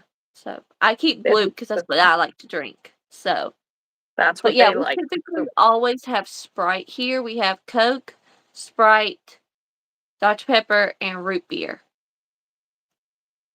Those are the ones we keep. And I can't remember if Hunter likes root beer or not. Yeah. Well, I like to keep another caffeine-free option because that is one thing with the boy that I tend to if mom comes in with her and like, hey, you really need something caffeine free. It's 7:00. I know we're eating dinner, but you really don't need the caffeine. And so she'll grab the root beer because that's what Cody likes to drink. So I tend to keep another caffeine free drink in the house for that reason. Yeah. Sometimes we'll have ginger ale, but most kids don't like ginger ale, and if Cody's not in the mood for it, I don't have it. Yeah. I'm not a huge fan of ginger ale. Yeah. But no, I typically keep Sprite. Yeah. Because like I need something for the kids who are limited on what they can have soda wise. Yeah. And Sprite's just an easier option. For me, it was just, if we let the kids drink a ton of pop, they're going to get addicted to it. And then it's going to, like, if it ends up being a problem, what if they were the kids that ended up being, like, very, very, very overweight as kids, and then you got to take the pop away. I have a hard time taking the pop away from myself, and I don't even have it all the time. Like, I do when I buy a case of it, but, like, no, Yeah. I just wanted to avoid that problem. Yeah, no, and I would limit their sweets, their ice cream, M&Ms, like, hold up. What time is it? It's past 7:00. If it's past one of y'all's bedtimes, no candy. Yeah. I would probably even go as far as putting the candy on the very top shelf in the pantry, just in the way back. So then they're not even tempted to ask for it, because I find out with the friends' kids, if I don't have it out, they don't ask for it. Exactly. And so that's probably what I would do if your kids came. I would hide it. Good idea. I mean, would go and stop and, like, get, like, a box of those 10 packs of the small cookies that have, like, 2 in them, so then that way if they're good, they can have a cookie, but if they're not good, then they can't have a cookie. So I might do that just to have up on the top shelf, be like, "Okay, you've been good." But, like, and if they got a piece of candy, it would be 1. That's typically what we do. Not a whole bunch. We are on the same page. Like, they would have the same rules as these kids do. Like, well, wait a minute. I would have to tell Archer, okay, look now, your rules, whatever rule I have set for Rowan because of his bedtime or whatever, same thing goes for you. After 7:00, you get water. You want to get flavored water? We can do that. But we're not getting any. No pop, no sweet tea, no juice. Nope, it's this. And they're Which, used of to course, that. I would have to change the word for juice for Rowan because he thinks flavored water is juice. Yeah. But, No, you can't argue with him on that one. No, it's juice. Like, no, it's definitely flavored water, but okay. Yeah, no, I would definitely have to be like upfront with Archer, be like, look, no, these are the rules. Yeah. Not that he probably would, but just as a heads up, like, hey, buddy, just so we're clear, the rules for my house are this. And that works well for him. So that way, if he gets into trouble and I get onto him, he knows why he got in trouble. Because when I'm getting onto a child, I'm like, what did you do wrong? I need you to think about it. What happened? Yeah. And then they're like, oh, because then they realize, okay, yeah, I broke something or I did something. Yeah, that was my bad. I make the kids realize it versus me just fussing at any of the kids that come into my house because, like, y'all know better.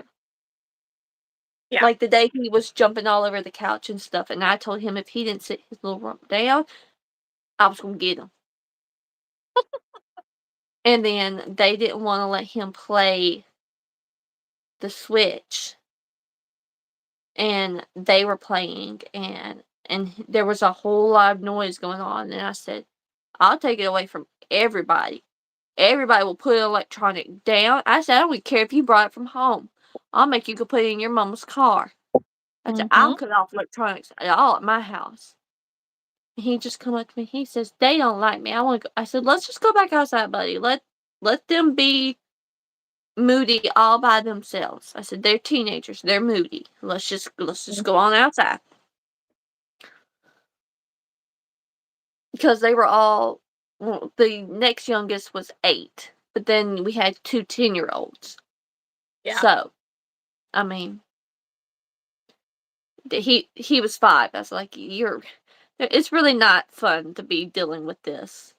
No, like, and there's not much you can do. Like, I have to try to explain to Archer, like, the neighbor is an old man, very old man, and apparently his grandson is staying with him right now.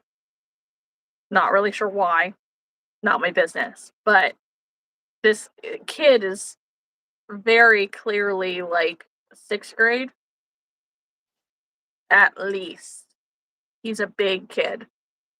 Mm-hmm. But I'm pretty sure high schoolers don't ride the same bus as the kids. They shouldn't, but I don't know the rules up there, so. They used to. We used to. It was K through 12. But they started changing it so many years ago they thought that rerouting the buses was somehow going to save money. I don't think that it did, especially when you have to stop at the same house more than once. But whatever. I get wanting to separate young kids from big kids. But this kid is probably like 6th grade. And Archer's all excited because there's a new kid. He wants to go hang out. So he wants to go up there and ask the 6th grader to play. First off, 6th graders don't play. That's below them. Second, a 6th grader don't want to be hanging out with a 2nd grader. Mm-mm. Like, Archer's different in his own way. So how do you get a typical kid to understand, let alone a kid like Archer who does not understand at all why this kid does not want to play with you? Yeah. Well, Mom, he was kind of being mean today. Well, how was he being mean? Well, he didn't want to play. He doesn't have to play if he doesn't want to. Like, that's one thing that I try to tell the kids, like, you can be upset and you can have hurt feelings because someone doesn't want to play with you. So, but I can't force that kid to play with you any more than I force you to play with somebody that you don't want to play with. You're not allowed to be mean to them, but you don't have to play with them. You don't have to like each other. Like, you just can't be mean to each other. So it's It was to a point where they were catching some attitudes and stuff. But yeah, so like I was coming inside to fix some of the grilled cheese. And he was like, well, you gonna go back outside. I said, let me get the grilled cheese fixed and take it out there to him and get him all situated. And then I'll come back outside and stay outside. Okay. I said, just go sit in my chair outside. I'll be out there in just a minute. And he said, okay. So he went out there, and went and sat in my chair while I finished fixing dinner because the little girls didn't want to play with him anymore that were his age. So he was kind of bored because I won't let him have the baseball and the bat because if it's just him, he's fine. But if I bring the baseball and the bat out, the plastic stuff, then the big kids want to play and they get too rough. He knows because he just hits it out towards the swing. You've seen where my swing is. He just hits it over there because he'll run and go get it and all that. That's the area that they are in because we sit at the front of the gate. And so, but I started fixing another grilled cheese, And so then the other ones were like, "Well, I want grilled cheese too." I'm like, "I thought y'all went to a birthday party and ate pizza." "We didn't want the pizza." I said, "Okay." So I went outside. I said, "Hey, can I fix your kids some grilled cheese?" They should have ate while they were at the birthday party. I was like, "If they want one and you're okay with it, I'll fix them one." I said, "It's not a big deal. I just need to know, did they already eat supper?" Right. Because if they already ate supper, I don't want to feed them double. But if you know that they're still truly hungry, then that's fine. She was like, that's fine. I don't care. If you want to fix it, you can. And so I ended up fixing 3 more grilled cheeses. That's funny. And then the girl come inside after eating crawfish because she didn't really eat enough. I said, "Did you get enough to eat, baby?" She says, she looked at her mama. I said, "Just tell me yes or no. Do you want a grilled cheese too?" I said, "I know you ate crawfish, and I'm glad you tried it. I am. But if it just wasn't your thing, you got tired of peeling it and stuff, but you're still hungry, let me know now, because once I wash that pan, I'm not cooking anymore." Yeah. And she looked at her mom one more. She's like, "If you want grilled cheese, go inside with her." I That's didn't fix funny. that baby another grilled cheese. I That's think I ended funny. up fixing like 5 or 6 that night. Go through a whole loaf of bread. I swear I did. Oh my gosh. It was almost a whole loaf of bread because we had a partial because I had just bought a new loaf of bread because we were running out. Mm-hmm. But yeah, it was funny. Well, I knew I was going to have to fix 1 grilled cheese. But the little girls got to eat chicken nuggets and french fries. We Okay. only had enough just for them. For that. So then, I asked the other one, I said, "I can fix you a hot dog. I can fix you, we can do breakfast. We can do some biscuits or something like that. Or a grilled cheese." And he said, "I want grilled cheese." I said, "Okay." I said, "Easy enough." Yeah. Right. That's really fast, typically. But yeah, that's why they like coming to my house. It's because, I tend to them like they're my own, so they get what they want. But reality, I'm not giving them anything bad. I have my limits because, for one, I don't want y'all hopped up on a whole bunch of sugar at my house. I have a whole lot of breakable things. Mm-mm. So, but when your boys come down, I'm gonna have to proof this house some. The Uh-huh. shot glasses, the shot glasses are gonna have to go up a couple of shelves. Yeah, just in case. You never know. I can Like just they see can, Rowan having something in his hand, running by, and just hitting one of those edge ones. Not meaning to, but it would still kind of like break. And I'm like, I worry about 100%. that. I worry about that with the kids that already come to my house. So that concern's not just for yours. It's just, Yeah. Well, they just Archer know. today, like he found a bouncy ball in my van. So he took it into the appointment today.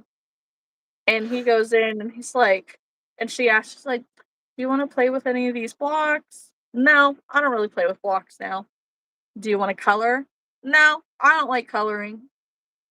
And she's like, "Okay, well, that's all I got." It's like, "Okay." And then he starts taking this bouncy ball and just whipping it back and forth in this room. It's bouncing off the walls. It's going every which way. Then we get like more than halfway through the appointment, and I told him, I said, "You better be careful. That ball's going to roll underneath the door." Well, there was twice that it rolled just under the door, and he was able to get it. And then the last time it rolled under our door, and then under the door of the across the hall office where somebody was in there at a current appointment. And I'm pretty sure that that was the room that they were seeing the like newborn twins. So the behavioral person is like, it's okay. When we're done, that room should be empty. So we can go ahead and go get it then. He's like, "Okay." And instantly, "I'm bored. Mom, I'm bored. I want to go home. Mom, I'm bored." It's like, Mm. this was 2 seconds after he lost the ball. instantly bored, can no longer entertain himself. So then he starts like doing the worm on the table and like crawling around on the floor and doing all this strange stuff. And it's like, okay, dude, whatever. But he wasn't being too bad. Well, then we're all done with the appointment. Archer's so excited because I get to get my bouncy ball. And we opened the door and the other door was open. I said, make sure nobody's in there first. He's like, no one's in there, but I don't see the ball. And he's looking around. I said, did you look behind the garbage? Did you look under the chair? Like it should have just went straight right there. And he's like, "Aw, it's in the garbage can." I was like, "Oh, no." So then we had to, like, "Dude, you cannot get that out of the garbage can, not in a doctor's office." I said, Uh-uh. "There are some nasty garbage cans out there, but garbage cans in a doctor's office are definitely one of the worst. You can't."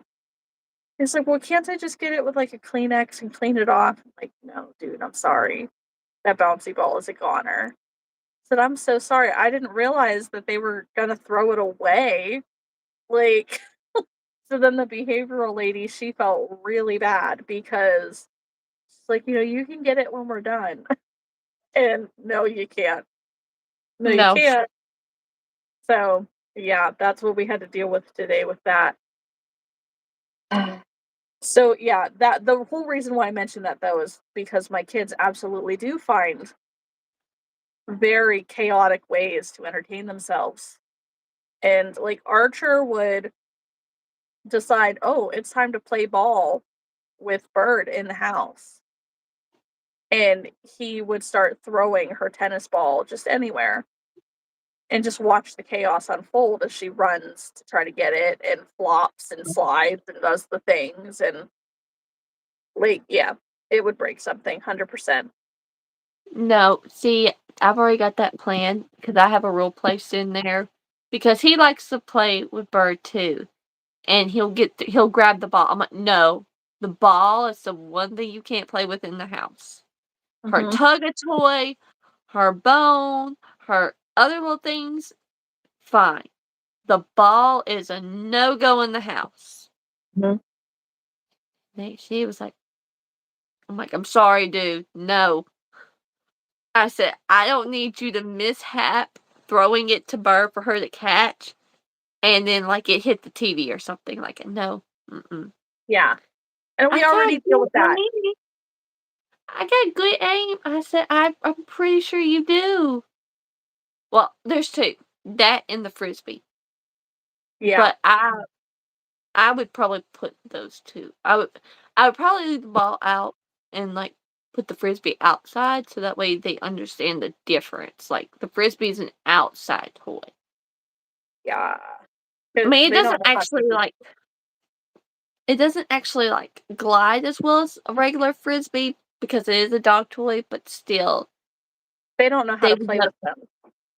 Yeah, but they would still know that you're supposed to throw it. And if I leave it outside, then they'll know that that's the rule. No, I'm already well prepped. I just have to write down all these rules for Cody so that way he can't come by and say yes when we've said no because he Right. doesn't know any better. It's like, listen, you will reap the rewards of what you allow there, sir. Oh boy. But Ugh. Cody would be calm and cool about it. Like he wouldn't be. Like, He would oh, be. you broke the glass. Okay, we'll just clean it up. Be careful. He would. Yeah. Be over here like, get out of here. Like, what do you think you're doing? Oh man. All right, girly. It's 11:30. Did you go to sleep? I don't think I'm gonna go to sleep, but I think I need to eat something. I need to take some Tylenol. Starting to get a headache. Maybe some more water. I could go back to bed. I don't know. I don't know. Yeah, But I probably think gonna go play on my phone. you're gonna do what? Go play on my phone. Yeah. 'cause, like, I'm not sleepy tired even though I'm yawning. I need to, 'cause I know as soon as I lay down, he gonna get to kicking. Mhm. So, I know it'll take me a while to go to sleep. Right. Uh, I was told when I was pregnant with the boys that they're more likely to sleep during the day because you're up and moving around, and you might as well be rocking them to sleep. And then as soon as you lay down to settle, now you're still, they're not being rocked anymore, and that's when they wake up. I thought that was funny. Yep. Hello, Alyssa with an A. We're about We're to get off now. Yep, we're hopping off. I have eyes in, and I stuffed 3 pandas, 5 octos, 5 spiders. So tomorrow I can put eyes in things, sew these shut. I could do the things. Because I don't know if I can actually go to crochet group tomorrow. I have an appointment at 2:00. So I don't know. What appointment? Thyroid? It's one of them. It's either endocrinology or ear, nose, and throat. I don't know which. Okay. But it's an intake appointment for both of them. So Yeah. they're Just video appointments. So Oh, yeah, so I think that so I you don't will go. Yeah. I think that I'll go okay. to the coffee shop and then just do the video appointment, like, on my iPad while I'm there. Take my earphones or something. Um, and hopefully it just won't be an hour long and I can just go back to it. Yeah. Fingers crossed. Mhm. Yeah. Let me know how those go for you. Yeah, one of them is tomorrow and one of them is on Friday. So, whichever. Okay. Alrighty. Good night, Alright. girly. Good night. Bye. Bye.